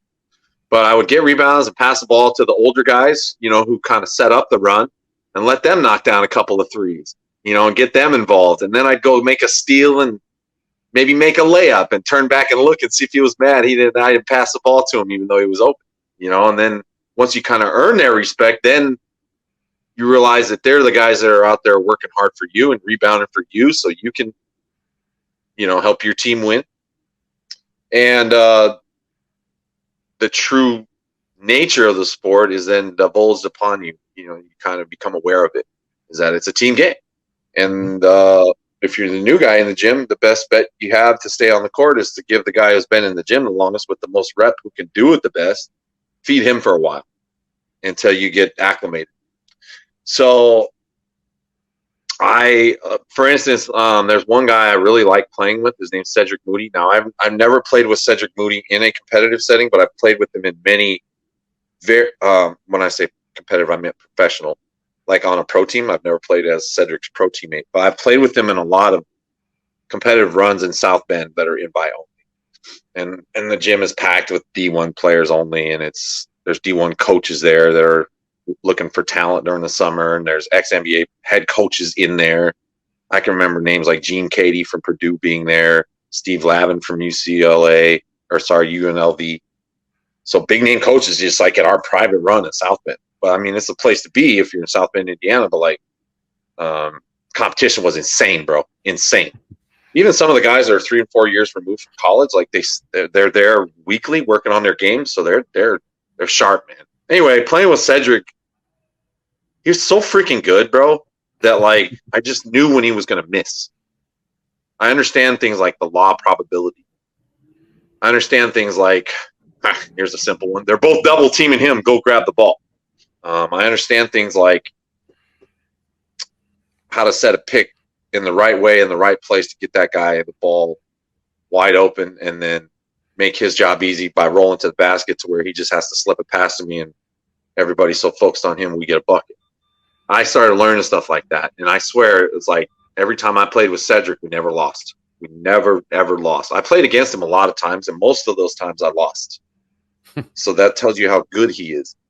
But when we played together, I'd never remember losing a game during any summer, any pickup run at Heroes Camp. And it's because, he'd drive to the basket, and he have guys hanging all over him, and he would still find a way to get the ball up onto the rim, and then it would just roll around for a second and then barely come out. Not even supposed to miss. It just misses on some freak shit. There I am, tip it back in or dunk it back in. And so once I learned to be not the guy, that really taught me how to be the guy. So while I said in my pro career I don't have a lot of experiences I can point to where I was the number one scorer, I'm still a scorer, bro. I will give you buckets. So that took a long time to get to that point, and I'm still not on Cedric's level. There's just some guys who they're better. They're always going to be better. Cedric should have been in the NBA. I don't know what his story is about, why he wasn't, but that man is an incredible talent. Along the lines of a Stephon Marbury, Steve Francis type, he was that good. He was really that good. So being a role player with him on the court is a blast. Are you kidding me? I would have loved to play with him on a pro team. I mean, we would have killed people. I love setting picks for him. I love going and cleaning up his rebounds. I love when he throws me a lob from half court and it lands exactly in that 3-inch circle I needed to where I just got to catch it and put it away instead of trying an even harder dunk, which I might miss. Ced's just putting the ball in the cup. He's just landing it there perfectly, and he does it with style. I remember one game, this is going to sound crazy, like I'm bragging or something, but it is what it is. The best players were all there that day. Place is packed. It's a 9-9. You play every game to 10. It's 9-9, and I think I got a rebound, and I kicked it out to Ced near half court, and then I start sprinting. And both of the guys that were back on defense, which one was a guy named Darmitres Kilgore who played at Purdue, exceptional basketball resume. I believe he also was with the Dallas Maverick. He was there. And then a kid named Antoine Harden, who was like a baby Vince Carter. He was like a 6'1" Vince Carter. And I'm not exaggerating. He literally could do almost every dunk Vince Carter could do at 6'1". Anyway, they both try to collapse on Cedric at half court after I grab this rebound because they don't want to lose, man. You don't want to lose. First of all, it's like a 5-game wait to get back on the court because everybody's trying to play, right? So you don't want to lose. You don't want to lose when Cedric's on your team either because he's going to let you know about it. In a very few quick facial expressions, he doesn't even have to say anything. The way he looks at you, like, shit, you know you screwed up. You know he's not going to want to play with you next time. You know you're not even as cool afterward. You can't shake hands when he leaves. Like, hey, Ced, he just looks the other way. Shit. So Ced gets the ball at half court and they jump on him to double team him, which was a smart move, right? But Ced decided, he saw me running, and I believe he decided to make the pass at about the time I was crossing half court. By the time I got in the rim area, the ball was just floating perfectly. It seemed like just like a moon hanging in the perfect sky. It's just floating there near the rim waiting for me. And so I jump up and I grab it and I reverse dunk it. And place went crazy. Games were then canceled for the rest of the day. The moment everybody was waiting to see happened. We won 10-9 on the highest peak of the hour. Everybody was waiting to play. Shut the gym down, right? And I remember somebody like on their team coming up to me, they asked me like, why did you reverse that, man? Why didn't you just dunk it like the normal way? Why did you have to go behind your back? I was like, dude, when you play with guys like Cedric Moody, he makes you better. That's a sign of great players. He makes I can be more creative. I can take other risks that I wouldn't take in a normal game. And in fact, he made me reverse that dunk. Cedric's pass was so stinking good, I had time to reverse it. So like when you play with certain players, you don't mind being a role player. And especially like, obviously those guys that played with Jordan, when you talk about Pippen, Rodman, and Kerr, and I'm actually really close to those circles, crazy enough as it sounds. The Albany Patroons that I worked for last year, Phil Jackson came from that team that I coached last year. So like, and then Steve Kerr is a friend of my friends. And then like Cliff Livingston, who played with him, now coaches in our league. I've never met Dennis Rodman or Scottie Pippen, but like basketball runs deep. That's why I say like every fan matters. Like once you're a part of the game and you get into it, it becomes a lifestyle for you. Like we're all connected. We're just a couple connections, a couple degrees away. So anyway, that would kind of sum up like my playing experience as a player. I really excelled at being good at making the team better. I was probably one of the first people you could ever call a point forward. Like, like Scotty played that role for a little while, and so did Draymond Green. But your guy that goes out, he's just the hardest worker out there. He's flying around the court. He never gets tired. That goes back to my training days in Colorado and that thin air. He's gritty. I would watch film and hear people in the crowd always say, like, God, that guy's a warrior. And I respected that more than somebody calling me a knockdown shooter or a lights out shooter. In fact, I knew I wasn't going to be like leading the team in 3-point percentage, but hell, I'm out here battling. So to hear people say that when you're watching your own film and stuff, like that's kind of what I identified as. And I made my teams better that way. Especially when you start playing in the United States and you've got guys all over the court everybody can dunk, everybody can run fast, everybody can dribble a little and shoot a little. How do I make myself effective out here? What can I do out here that that's going to keep me relevant? And the answer to that is the garbage work. The tipping in, stealing the ball, being a good guy, so like setting picks, that is such a lost art, dude. I'm an excellent pick setter. I'm a professional pick setter. But tipping the ball in, diving out of loose bounds, or maybe just understanding the offense enough to know how to move through it at the right pace to get people open and drop them the ball off. I've had some of the craziest passes you would ever see. If the sad part about it is a lot of my career is not on film, but I really excelled at passing the ball and setting my teammates up, and I loved that part of it. I don't have to do the hard part. You know what I'm saying? Like, yeah. They got to shoot it. I just got to make a pretty pass. And yeah, dunking is kind of, I'll point to that. That's what kept me relevant. So like, you're not the best ball handler, right? You're not the best shooter. You're not 7 feet tall, so you're not like some great rim protector. I was very good at blocking shots, but like if I walk onto a basketball court right now and stand next to a bunch of other guys, you're not gonna point to me and go, oh, that guy's the shot blocker. So that perception follows you throughout basketball, no matter who you are. My friend Jeremiah, like he used to harp on the idea that white guys don't get enough respect in the game. But it kind of plays into that a little bit. Like a 6'5" white guy, you're not thinking he's a shot blocker. Now, when you're in Western Colorado and you're in a Mormon church and you're one of the taller guys there, well, you play center. Same thing at my high school. I played center. So that's where I got the shot blocking ability from. But like my thing was dunking. That's how like people knew me.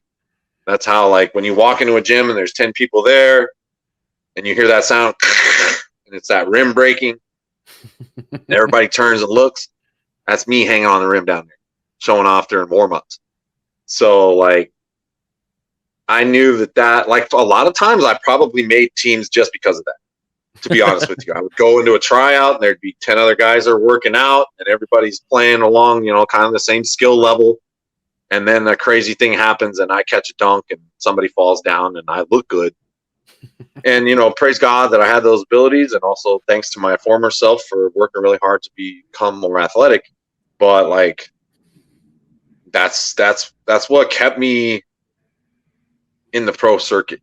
It's because I could dunk on people. Like, you know, just people weren't used to seeing that really a lot. There's not really like, I could count on one hand the name of people in the NBA that are famous for dunking that are white. You got Brent Barry, Gordon Hayward.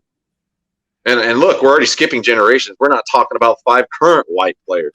And then like white for Jeremiah, back to Jeremiah again, not European, like Luka Doncic, he can dunk, right?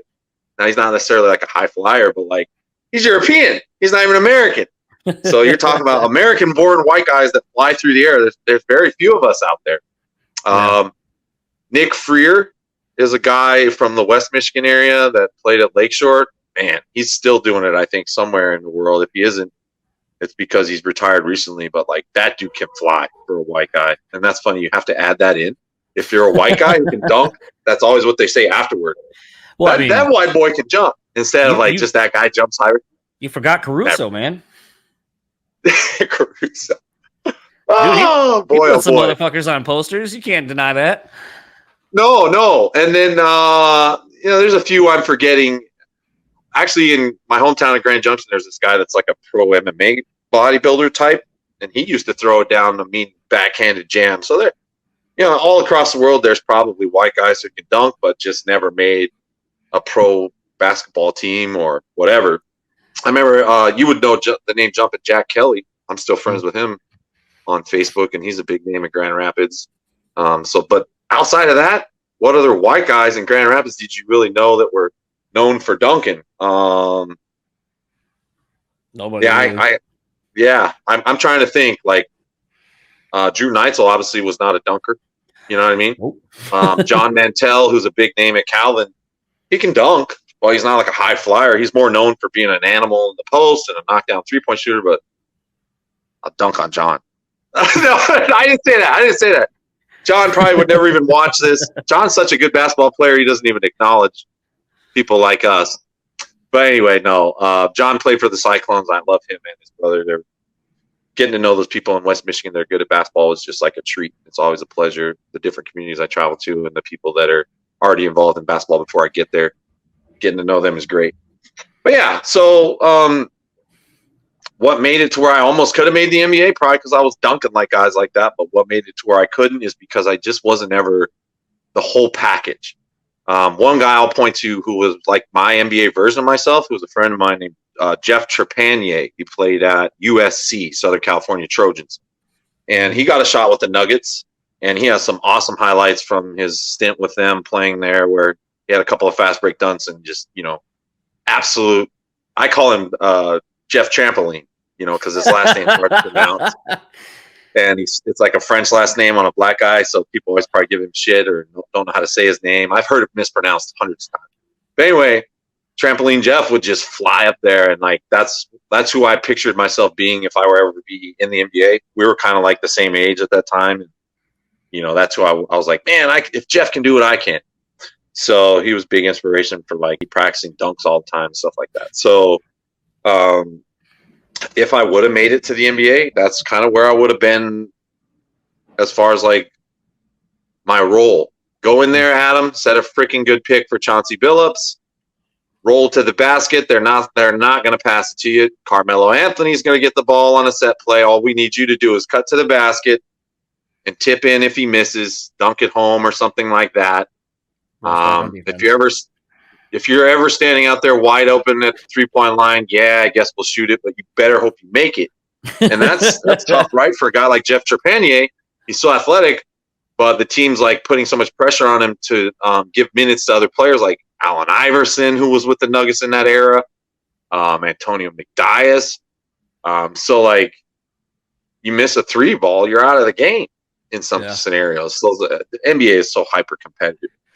But I don't think I would have lasted that long, even if I did make it. Like, got lucky enough to get someone to notice me and be like, "Hey, that white guy jumps high. Give him a shot." I don't know how long I would have lasted. So when we talk about the 400, the people that are in the NBA, man, you really got to have a lot going for you. And then also, once you get that berth into the league and you're born into that new group, that new level of playing, like, you have to do so much to maintain that. So talking about like your dedication toward your work, where you're like highly structured, you got your girlfriend, but like you have your podcast, you have your job and stuff. And like you do, you've been doing this for years and years now.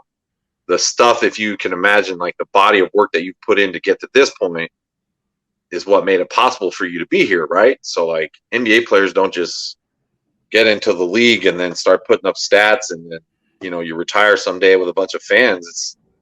It's not always like that. People almost don't want you to win, right? They don't want LeBron to take Jordan's throne. No. They don't want Trae Young to be better than Luka Doncic. They don't want LaMelo Ball to be playing with his little brother LiAngelo. I don't know why, but they don't want it. They want to say LaMelo is better than LiAngelo. And they like that. Then they'll talk trash about LiAngelo.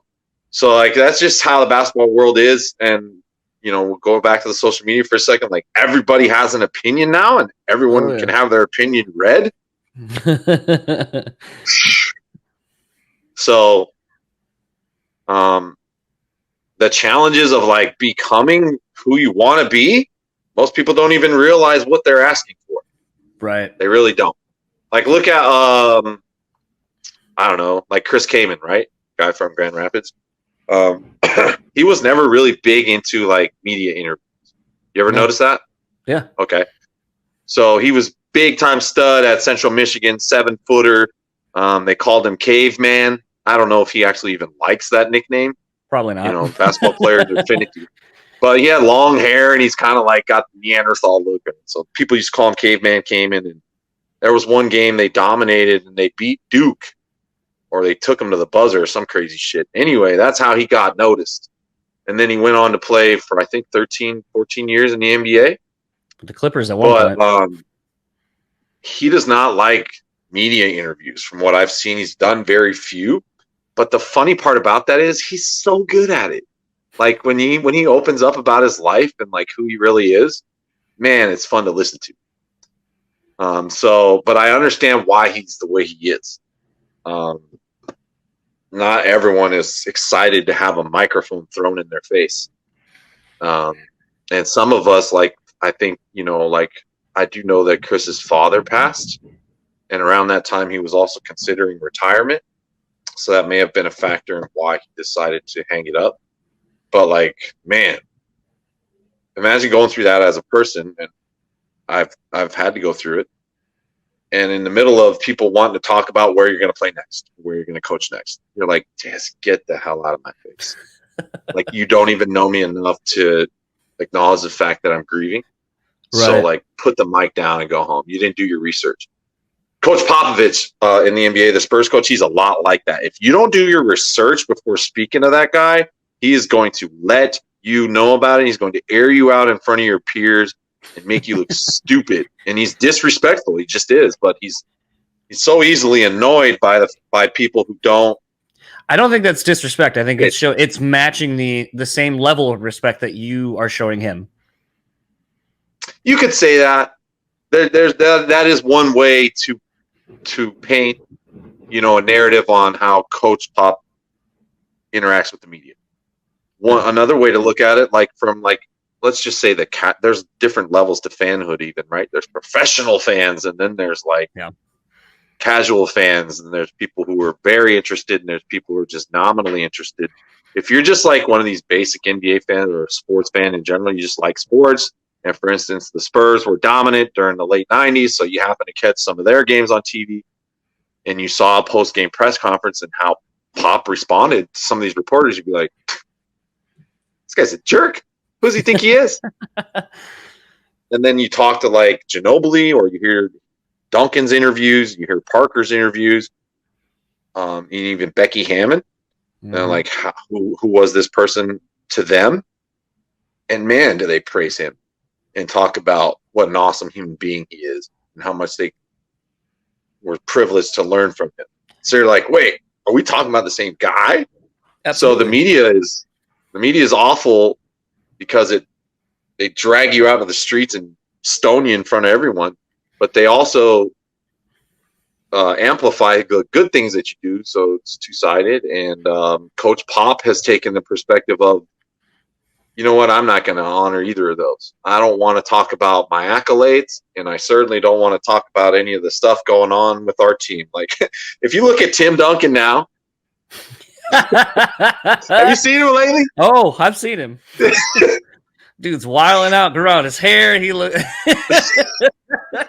had to live under the pressure of someone like Coach Pop for his entire career. Well, I think it was also David Robinson that kind of set that bar too. The Admiral. Yeah. So, well, Dave Robinson, Navy guy, I'm sure wasn't cool with weed. I don't think Tim Duncan was probably smoking much weed even when he was with the Spurs, but you can tell let's just say it. Let's just get it out there. He's let his hair down. And would Coach Popovich coach the Tim Duncan that is now if he came walking into practice like that as the number 1 draft pick in the country? No. He would have said, get your lazy, entitled, selfish ass out of here.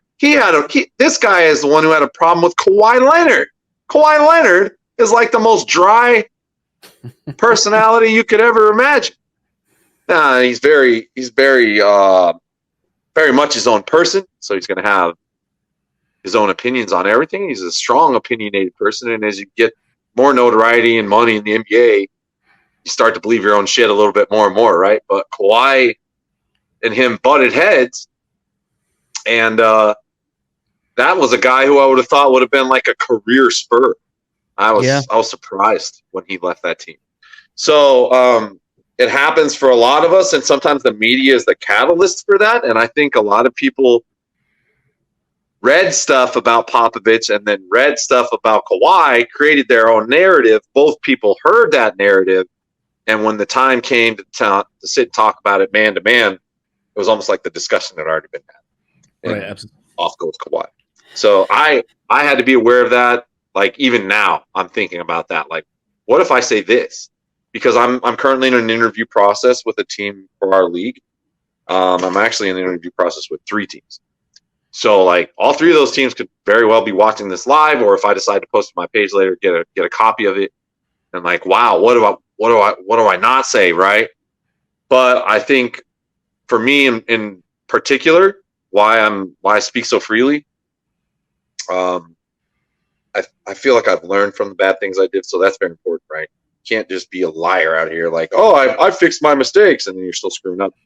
So part of it is I have learned, but I think it's necessary that people know that about me, but not because of who I am, but because of who they are, and that it's okay to be honest with yourself for whoever you are, whatever level of work you do in life, or whatever level of friendship or relationship you have with someone. You got to be honest with yourself.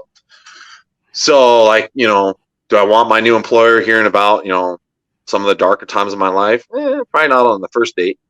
But it is a part of me. And in fact, I use that part of me to facilitate a better level of communication with people all the time, and a better understanding of growth and leadership. And I've applied those experiences. So while people, could maybe say, oh, I did 20 years in the military and then, 10 years at a corporation, and I'm this, and that, this is how my life went.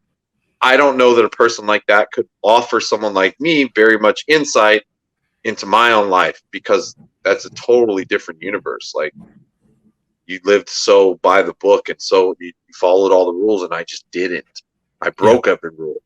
So, but there are a lot of people who are on the fence between those two spectrums, we'll just say. And you kind of have to show them, like, well, here's one way you could live, here's another way you could live, and where does your path look like it's headed, and how can I help you get there? And let me just tell you, like, you're going to make some mistakes. So when you do, aren't you going to be glad that you could talk to me about it? Because, like, I've already done that or experienced that or know someone who has. Instead of, like, you have a coach that's got a really clean resume, or, like a lot of coaches, like, they're supposed to be beyond reproach almost, which I find insulting. Everybody wants coach to be like this perfect personality, right? Like Tom Izzo, for instance. Like, people have been at his neck lately, but, like, before that, I mean, it's almost like Tom Izzo's like a basketball god, bro. Coach Krzyzewski, Coach Calipari. So two of those three I've had personal conversations with, and I'll tell you, they're not God. The only reason I know that is because I was actually in the same room with them. Otherwise, I would probably believe it too. But they have personal character defects. They just also have PR staffs and people that shield them and insulate them from making mistakes. And they've also learned not to make big career-ending mistakes, but they make mistakes. Coach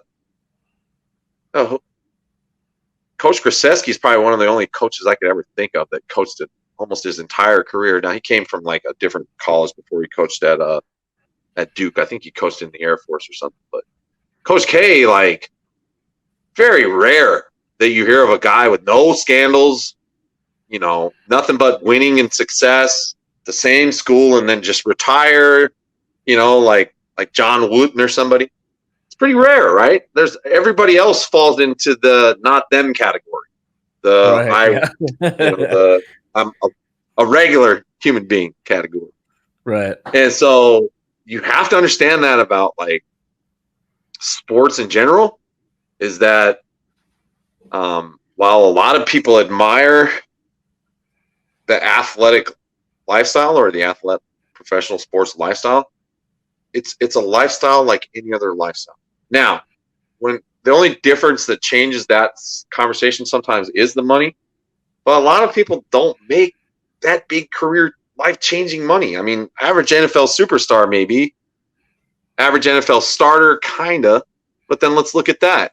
Let's say you're, for my guys, the Broncos, Deshaun Hamilton was drafted a couple of years ago with Cortland Sutton. Cortland Sutton has gone through a major injury. He's back on the field now. He's making big money. He's like Denver's #1 receiver, but Deshaun is going through an injury right now. He may never make it back. He may never make it back to the football field. He was great at Penn State, but, there's no guarantee he's going to be a top receiver in the NFL ever again, or even break the Broncos starting roster. So my point is like, how does Deshaun Hamilton bounce back? I don't know. It's going to be tough, but there's a lot of stories like his, and people think, oh, well, what a lucky guy. He got to play in the NFL. Well, if he only played 1 or 2 years and then got injured, let's just say he's not going to have, like, life-sustaining wealth. No. It's not that much money. You don't get paid that much money. And even people like, I don't know. There's some stories out there you could look up of athletes who've gone broke. Lots of them. Oh. I think I actually saw who was it that played for the Celtics? Walker, number 5. Antoine Walker? Antoine Walker was working at a nightclub in Chicago when I bumped into him. Now, he's doing okay, actually. He's probably got a lot more money than I know about. He's doing fine. Let's just say that. But at one point, he was working at a nightclub. Yeah. So, like, people that put all this belief and, admiration toward athletes just because of the money. Like they just don't understand how much is there or what isn't there. And also what needs to be talked about is for every pro, like good pro, there's 500 athletes who didn't make it. And they're also part of this community, this basketball community. So the guy who makes $1,500 a month is essentially part of the supply chain for the guy who makes $1.5 million a month. Why is that? Because without the minor leagues existing, if you didn't go straight to junior college or straight to college and into the pros, you would never have a way for any of these guys to make it back to the NBA. And there's tons of success stories of guys who didn't take that traditional path to the NBA. Well, there's also a lot of smaller. Go ahead. Just to say, look at Andre Ingram. Dude was in like the development, like was one of the first people in the D League when it was still the D League. Then was in it when he went to the G League. And then what was it, like 3 years ago or so? He had that game where played for the Lakers, like one of their last games of the season, dropped 20 or whatever, like just fucking balled out. And like that was one of the first times that I can think of for the NBA where like you saw an example of what the G League could do for a player and for the team. And it was a shining He's moment. Not making $1 million right now. He probably has a nice car and a nice house, but yeah. But like, I mean, you want to talk about, you know, a guy who put in the time, never gave up and found his way well after when most people probably would have written him off. I mean, I think technically, you know, that year or that game where he played for the Lakers, I think that was one of the first games he literally had ever gotten to play in the NBA. And the dude was like, what, 32, 35, something like 31, that? 31, and it never happens without several things that are weird as hell taking place. One of them being players getting rest for the playoffs. Another one being there's such a thing in the NBA as a 10-day contract. Yep. And if Jeremy you Lin. get called up from if you get called up from the G League, you only have a certain amount of times that you can go back down to the G League before like they restructure how you can be offered. Yep. And it's kind of just like part of the collective bargaining agreement. But anyway, you can only have so many call-ups. So he hadn't had a call-up, and that also kind of speaks to like there was other people on his team who did get called up, and he wasn't one of them.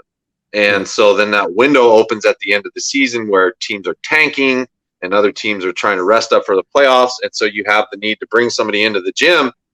And I'll tell you what, if I would have showed up to the Lakers practice facility that day and shown I could play a little, they might have signed me to a one-day contract, just because sometimes like in college and in high school, all of a sudden, like you don't have a guy to put in the game. It happens. It's weird. Sometimes it happens, but sometimes you're like going on the road, you got 6 players or something. Anyway, so, you know, like there's just a perfect storm of things going on to where he got this offering, and hell, if he didn't make the most of it. But yeah, Andre Ingram's not making millions of bucks, but without Andre Ingram, let's just say this, there's no Kobe. Kobe is so influential that guys like Andre Ingram would have never had a basketball dream if Kobe didn't exist. So therefore, because of Ingram's passion and belief in himself, that overall energy is returned to the game via practice facility filled with players where Kobe can go in there and get his work done to become better for me and you when the lights get turned on, sitting in those seats that we pay so much money for. So like, and Kobe knows that. I'm pretty sure they met. And of course, Ingram was just enamored and blown back by it. And yeah, that was a beautiful story.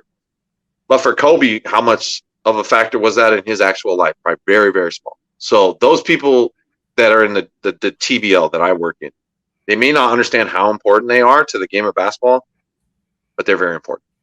Junior college coaches, very important to the game of basketball. High school coaches, high school assistants, people volunteering at the score table at the high school level. You are important.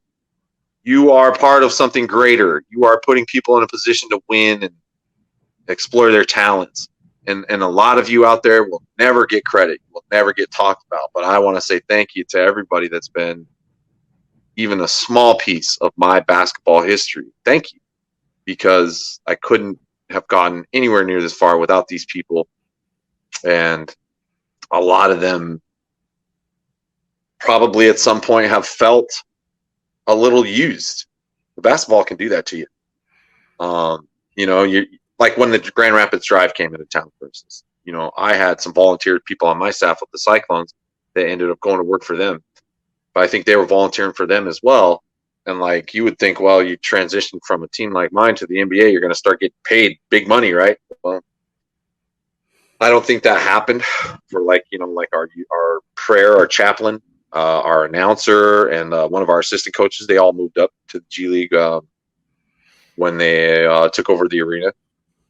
But I don't think that the G League really understood for those people how important that was for them in their career, and I don't think that the money they were paid really mattered either.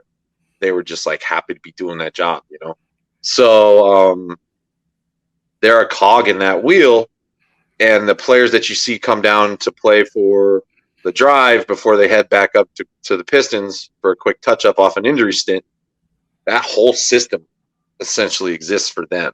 More so for the NBA players that need to rehab or are transitioning back and forth from the G League to the NBA. Less so for the people who are career G Leaguers. Do you understand what I'm saying? Yeah. Like guys who, like me, who are operating in the basketball world, like we're operating so that people more talented than us can have a shot to show those talents at the highest level. Yeah. And in some cases, I can't tell you that I think it's a very small percentage or likelihood, but I can't tell you for absolute certain that I will never coach the NBA. I can't say that. My life's not over. So potentially that could happen. And I will share some success stories from our league of people that have played in the NBA. I don't need to say their names because I hate when people name drop to like say, oh, our league got them there. My team got them there. But there's guys that have played in the TBL since it's been in existence that have gotten onto the G League. So that's huge. That's huge right there. That's why we do it. That's why we do it. So that kid can get his chance, and that hopefully that chance results in something. Now, one of them I will mention, Quentin Williams. Man, this kid is so gifted. He's the actual animation for 2K dunk. Oh, animation. I was going to say, that's why I recognize the name. Yeah. Yeah, Quentin is like an amazing dunker, like something like when I was real young. Anyway, he's now getting a chance with Golden State, and I coached him with the Patroons, and like so freaking happy for that kid. Like, of course you see yourself in that 30, that jersey number 30 that he's wearing right now. Like, oh man, for a brief instant, but then the rest of it is like, I'm so happy for you, dude. Like, I just can't wait to see the success that you're about to undergo. And I'm so glad that we could be a part in that. And then for other teams in our league the guys that I haven't had nothing to do with that have come up through other coaching staffs and such that are going on, like you're still sharing that experience with them. Let's see, Kevin Young, you might not know that name. He was a big time name at Kansas. And then he went to the NBA and he washed back out a little bit, but then he played in our league and then he got back on, I think, with Golden State as well. And like, I was so freaking happy for Kevin. Like, I knew he had the talent. I knew it. I was like, how is this guy not in the NBA? But like I said, there's a lot of things that sometimes can keep you out of that 400. And so like to see Kevin Young playing back at that level again, like it's just so awesome. Like, I don't know how he would have done it without us in a sense. And I don't know how we would keep up as a league if we couldn't talk about success stories like his. Right. So it's a symbiotic thing that's going on there. And that's very much representation of how life works. You can't get anywhere without a little help from somebody, right? Absolutely. And I don't mean to sound like folky or like, but like, that's the honest truth of it. Like, for instance, like, let's say someday you achieve the level of success that like someone like Joe Rogan does. You could probably point back at all like the interviews you did with people who weren't exactly A-listers that helped you get to be in a place where you're prepared enough to handle that kind of a following and the people you would talk to at that point, right? So Yeah. like, I hope you make it to that level. And if you are, ever that rich or famous, you have to give me my props. But that's Well, at that point, life in general. you'll be in the NBA coaching, so we'll mutually have made it, and we'll be like, I'll be sitting courtside, and I'll just ask that you give me that like Drake status where I can like have the seats right next to the bench and I can be on the court and I can like kind of be like, yo, you should be doing this. I think Let me if there shoot a was couple of ever, threes horribly. I think like what you're talking about, the reason that is actually somewhat based in reality is because once you know what you're good at, you can go really far. So just figure out what you're really good at and start working on that for you. Me talking to you outside of our listeners or whatever, anyone seeing on this podcast right now, just do what you're good at, bro, and work on that and you'll go really far. And so for me, if I was ever going to be at the NBA, I think I would want to work with like on the basketball staff side, not in sales or promotions or anything like that, but on the basketball staff side, but on the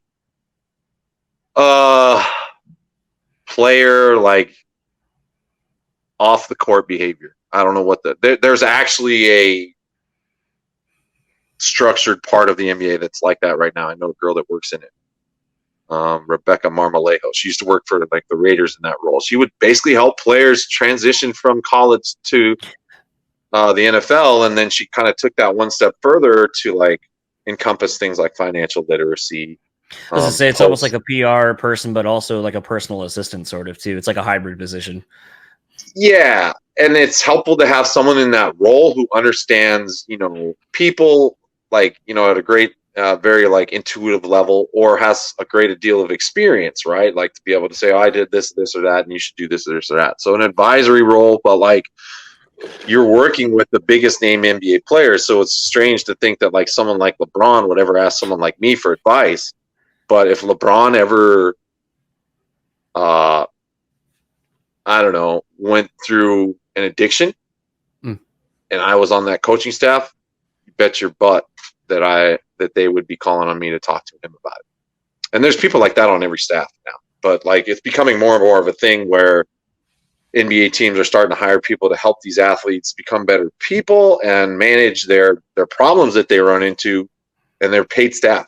So like I would love to be that kind of a coach because I feel like I could walk into any NBA player's office or have them sit down in my office and cut through the bullshit real fast and get down right to like so what's going on, like Latrell Sprewell. Why are you choking your coach, man? Why are you choking PJ Carlissimo?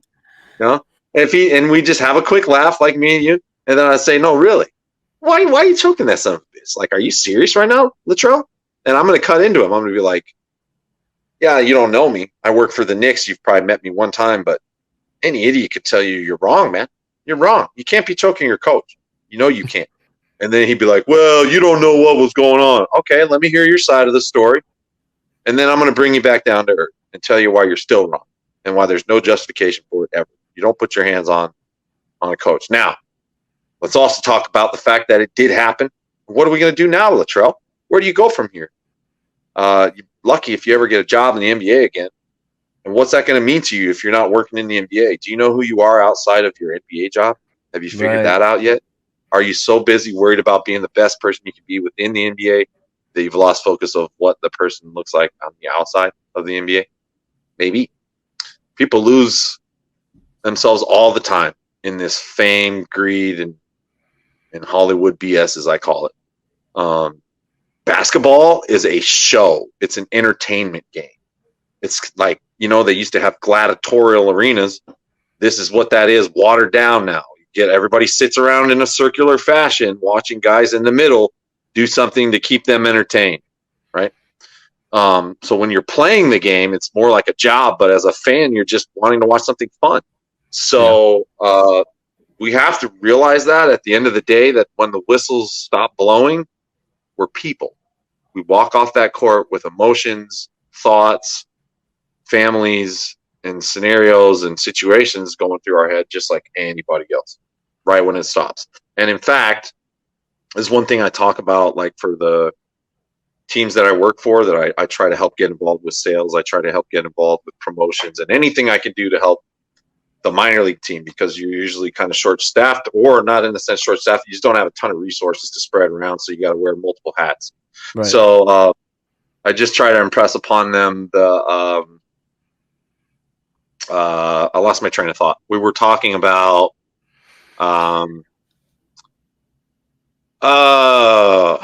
Oh, just like, okay. So like you go into these front office meetings and you talk with people over and over about like, what time's the game? Well, the game's at 12 o'clock. What day? It's on Sunday. What, we got cheerleaders? Yeah, we got you. Okay. Do we get some, an announcer? We got an announcer. We get the stat guy. I think the stat guy will be there. You got a stat guy? Maybe call the stat guy. Okay.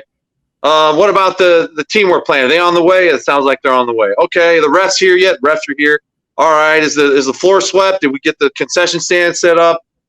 Is there good parking spaces out back for everybody to pull up to? What did I forget? What you forgot is that basketball, the actual playing part of it, is like The last thing. it's like 10% of your job. Yeah. It's like 10% of your job, especially as like a coach and a front office and an owner. The actual like time that you're spending in the gym when the event is happening, it's like 10% of what you do. Yeah. The other 90% is trying to make sure that event is filled, right? But the work that goes into it. So like it's a lot going on behind the scenes, and then fans just wait for the finished product on Sunday or game day or whatever, and seem to forget that those days that took place in between, that person was spending time working on themselves or their craft. Yeah. So like people put too much too much pressure and there's too much surrounding competition sometimes. People put too much into it. They make it too big of a deal. And I know that a lot of that's the networks trying to get you to tune in. And we fall into that. We fall guilty of that all the time. And people are always overhyping stuff in general. But like, it's a game. Okay. So like, you have to understand that for what it is. If sports are one of your favorite things in life, and then you ask yourself, well, what are the things that make you happy on a scale of 1 to 10? Where would you put sports? If you're putting sports at a 10, you're going to be a depressed person half the time, especially if you're a Lions fan. But like, it should be at about a 7. Sports make me happy, but they're not the thing that makes me the most happy. What makes you the most happy? Well, other things in life. Because like even the most successful athletes, like look at Jordan. Look how much time Jordan spent post-career dealing with people who were critiquing him for being over-competitive. Yeah.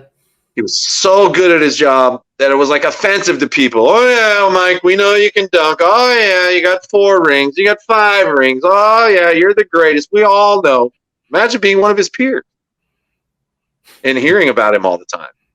You know, and then he comes walking in with that charming smile, and he's tall. And they just all the media just want to talk to him, and you're Charles Barkley.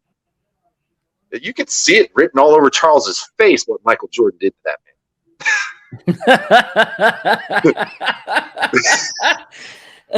Isaiah Thomas too. Isaiah's bitter, man. Like Still. It's just strange what sports do to people. Like Isaiah could be like, he has a great smile too, right? Isaiah has a great smile. He's very charismatic. He's got like that little dimple on the side, and he's just, even at 50, he's still got that young charm about him, and he's so positive and encouraging. And he's not one of these people who swears a lot or is very grotesque or vulgar. And then you bring up Michael Jordan, and his face goes, yeah, Michael, yeah, we had some games together. The whole air goes out of the room. And it's just like, dang, man, do you even like Michael Jordan? Well, honestly, if we're talking honestly, and we I'm not going to get any backlash. Hell no, I hated that guy.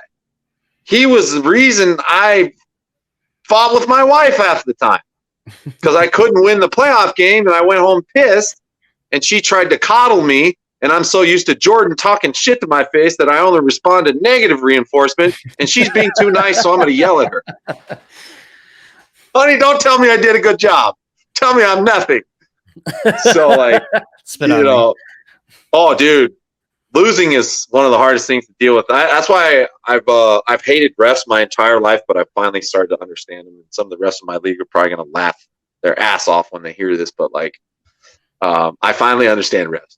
I've started to get less text because of it. But they have a hard job because at the end of the game, one team's happy as hell that they were there and thanking them for coming, and the other team's pissed off that they even exist, questioning their very existence. Like, how the hell are you even a ref, let alone a human being? You consider yourself a human after that call, you disgusting piece of bleep. So, like, being a ref's hard. Those people are very much a part of the history of the game of basketball. One I'm going to call out real quick is a guy named Ronnie Nunn. He coached in that, he reffed in that Jordan era. They're in the finals. He's reffed every big player you can think of. Ronnie is a very likable guy. And obviously, when you hear his resume, you just want to like him, right? Like, oh, you're Ronnie Nunn. But, like, we don't know Ronnie. Ronnie's probably been in a lot of scenarios where Michael Jordan's just tearing him a new one on that sideline. We can't hear it. And just, come on, Ron, you got to be kidding me. Are you going to call that right now after all this time I've known you? And he's thinking, Jordan, I don't care how long you've known me. A foul's a foul. Well, he didn't even go to his strong hand when he dribbled. You're rewarding that weak drive to the lane. Mike, back off. It's a foul. It's a foul. It's a foul. If I keep letting you talk to me like this, old John Starks down there thinks he's going to talk to me like that too. Now get out of my face, because I'm not going to listen to John, and I'm done listening to you. And that's a ref for you. They're like, man, they're like the jail guard, dude. They're like the guy that no one likes, but they got a job and you kind of need them to get your job done. You know, so like it's a love-hate thing. You're like, oh, thanks for calling that call for me 2 possessions later. Are you kidding? So like there, when I talk about like all the people in basketball, those people are often forgotten too. At the end of the game, have you ever seen a ref get interviewed? No. They've never came and said, Pete, let's talk about this real quick.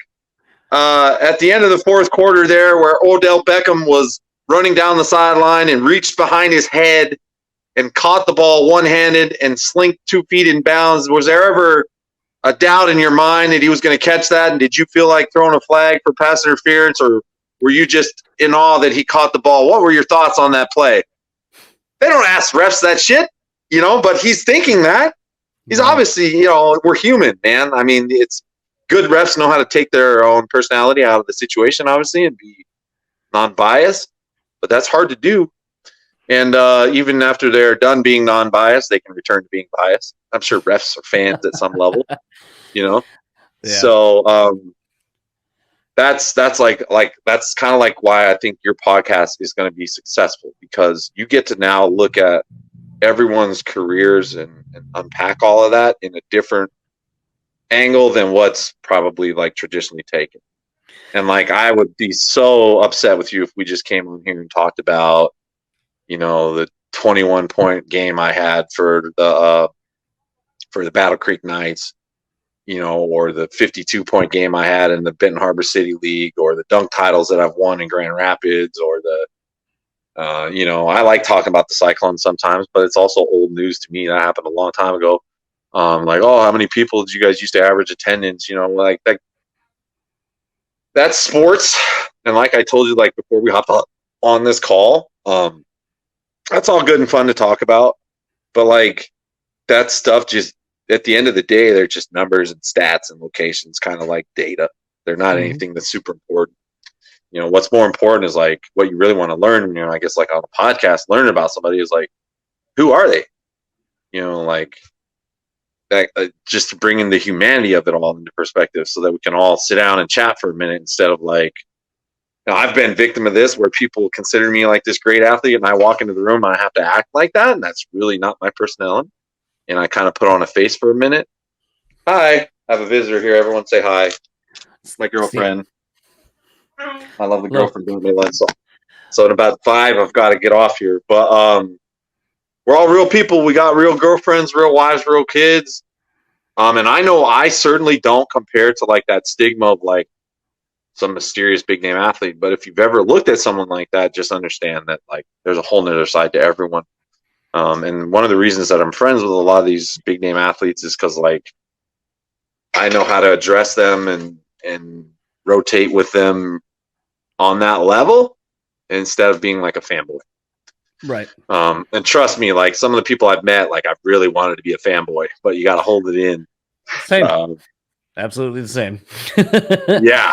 You got to hold it together and try not to ask stupid questions and just be like, just appreciate the fact that you're getting to talk to somebody who you admire. And and try to learn what you can from it quickly, or maybe get a snippet from them of something that can help you out with in life, rather than like, oh my God, I remember Trace McGrady when you dunked all over Alonzo Mourning. Like, yeah, he's going to smile and remember that. But like, the moment that sentence ends, there's some staleness in the air.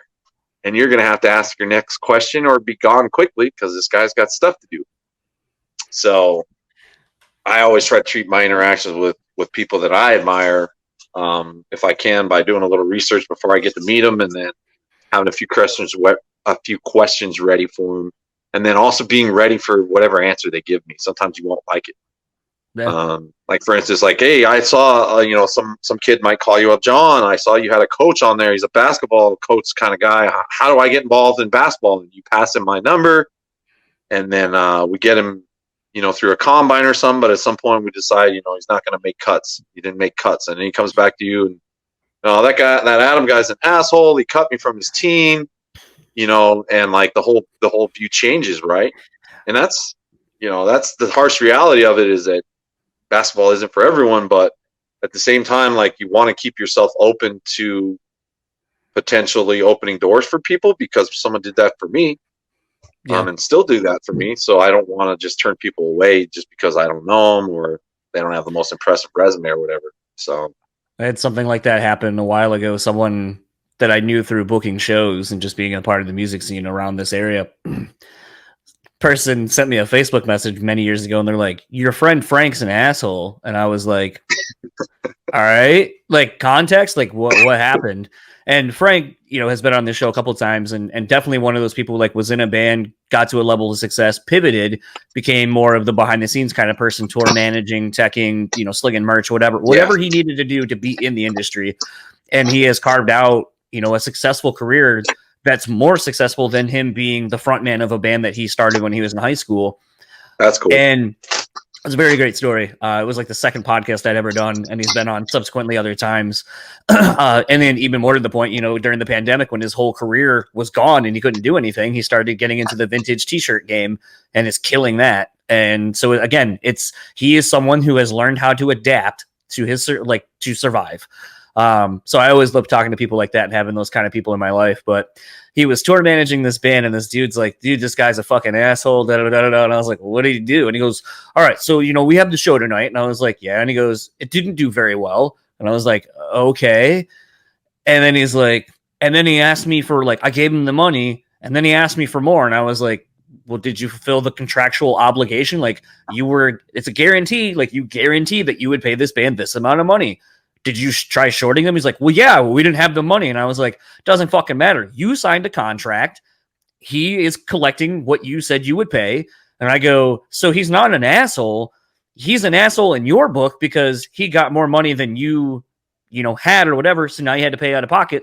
And that's a loss. As a booking person, you had to be willing to gamble on yourself that if you weren't going to make that you had to come up with that money somehow. Or maybe this is a learning experience for you where you advance the show and go, hey man, ticket sales aren't doing that well. Would you be willing to take less money on the guarantee, and we'll do a back end deal to where potentially if you help promote this, whatever, you'll stand to actually make more than your guarantee. There's tools and tricks that you can do to have made this not what it turned into on your end. And he was like, yeah. And I go, so he's not an asshole. He's good for his band. That's why he's a good tour manager. That's why he's good at his job, because he got the fucking bag for his band, because that's what he needs to do. And that's what his job is. I go, so you're mad at someone for doing their job.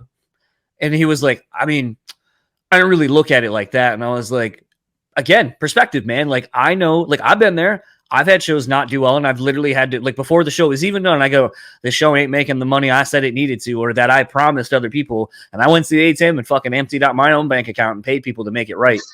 And it's one of those, like, where you're, and like, there's been bands where I'm like, look, this is literally all I have. I'm showing you my bank account right now. You can see I literally just emptied it out to give you this. I get paid, and this day or this whatever, I'll meet you, or I'll pay you, I'll wire you, whatever, so we can make it right. And those are the sacrifices sometimes you, as someone who is in a position of power, of whatever, you're only, when you are in a business in any capacity, and this really just goes beyond business but life, you're only as good as your word and what you say you will do and following through on it. And so in Very that true. like that capacity, I've always, you know, old school as hell when it comes to stuff like that. Like if I say I'm going to do something, then I'm going to do something. And I feel like you're very much the same way, like just in the brief interactions we've had, that you are who you are unapologetically, it seems at times. And I always gravitate toward people like that. You know, like we talked about our mutual friend Han that put us in contact with each other. It's one of those things Hey, where he seems like the same kind of person where he, you know, he is who he is unapologetically. If he says he's going to do something, he's going to do something, and he'll follow through, even if it takes a little bit longer than maybe he initially thought.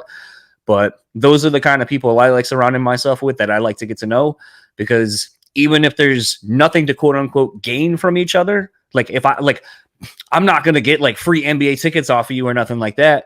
But the thing is in this conversation, you know, it's reminded me of when I used to play pickup basketball with my friends. Granted, I never could dunk on people. Like I'd put the rim at 9 feet and I could dunk on some people, but you know, it's one of those where, like, as you were talking about dunking on people, I'm like, oh man, I remember playing some pickup ball when I was a kid and playing, you know, 2-on-2, same thing, down like 9-9, 10-10, whatever, like playing to that last point. Yeah. Friend went to shoot it. I knew it was going to come up short because, you know, being a Dennis Rodman fan, I learned to study how people's, you know, how they shoot, the trajectory, like all that kind of stuff. That was my thing. I played big for a small person. And I remember going up, went to like dunk, and I realized it was like same thing, circling in, bounced, and it looked like it was going to go in. So I didn't go, but I was coming at it from the baseline, and I went to jump to dunk, realized it was going to go in. So I kind of like ducked under the rim because, again, 9 foot, and then saw somehow that it wasn't going in and just put my hand behind me and got it and won the game like that. Nice. With the dude like right there.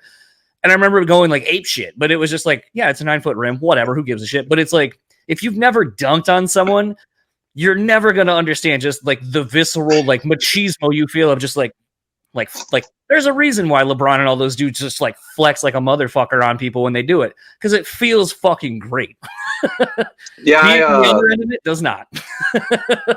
I'll say this, and then I really got to run. I have to use the restroom too, but so I hate to cut you short, but I met a dude in jail once who hated the Denver Broncos.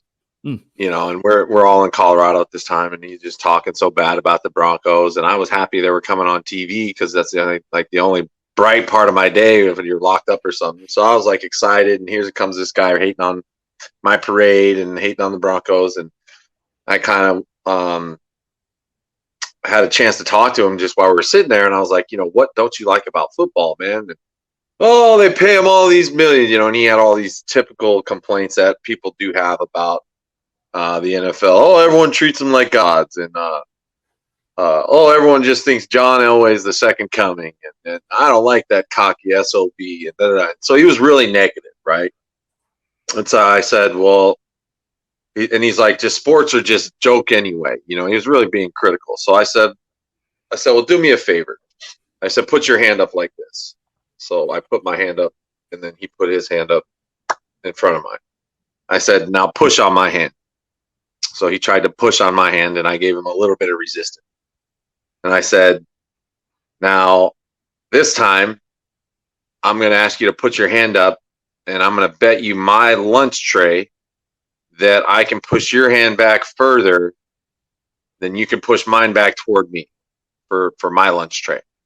So in a lot of times jail stuff, gamble your food away or whatever. So this, you know, now people are starting to listen to us because they hear that going on, and they're like, what's going on over here? So he's like, well, what the hell? Why would I do that? Why would I gamble my lunch tray? I was like, well, I mean, maybe you think you could beat me. Maybe you think you could push my hand further in the other direction than I can push yours. And he's kind of summing up the situation and realizes I'm a younger guy, maybe a little bit stronger. He's getting old. And he's like, man, I ain't finna gamble you my breakfast tray. And I said, well, I understand why, because you're making a logical decision. You don't want to go hungry, right? I said, but you could have 2 breakfast trays. Aren't you hungry? Don't you want some for later? I said, so come on, just bet me. I don't even care if I lose my breakfast tray to you. I just want you to do this with me. So he's like, fine. So we still, you know, we have like a pushing war with our hands, and I win it. And then I pull his breakfast over to my side of the table, and everybody makes an ooh and an ah. And then I push it back to him. And I go, I don't want your breakfast. I just was going to prove to you that you've got a pussy mindset about the NFL. And you're just an old negative Nancy about it. And I go, the reason I like the NFL is because they go out there, like we talked about the center, they get one of the strongest guys on the planet, and they plant him right in the middle of the field. And then the defense goes and finds the nastiest dude from the neighborhood, the biggest, heaviest, strongest, with the big bulky neck, the big butt and the calf muscles. They throw him in front of that guy on the other side of the ball. And then they tell those two guys, as soon as this ball starts moving, you got to push him that way, and he's got to push you this way. And that's football. Just real simple. And the only difference is, if you push him over that way, and you can do that enough times, I'm going to pay you millions and millions of dollars. And so all of a sudden it gets interesting. So really, if I'm one of these big, huge guys, I just got to shove that other big, huge guy around a few times. And if I do that enough, people are going to like it, and they're going to pay me millions of dollars. Hell, put me in the trenches, coach. You know, if you're built like that. So I was like, you know, you're probably not an athlete, man. You know, I'm looking at this old man. You probably were never an athlete. I was like, but if you were, and they would pay you money to do that, wouldn't you try? Yeah. You know, obviously the answer is yeah. If I'm a 275-pound, you know, guy who spits out iron for breakfast, I'm going to jump in there and try and earn that money.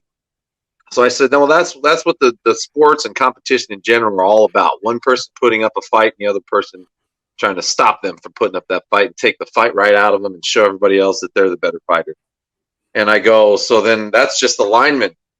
I go, you really don't want to bet me for your breakfast tray to see who can run around fastest around this cell block. You know, you're an old man.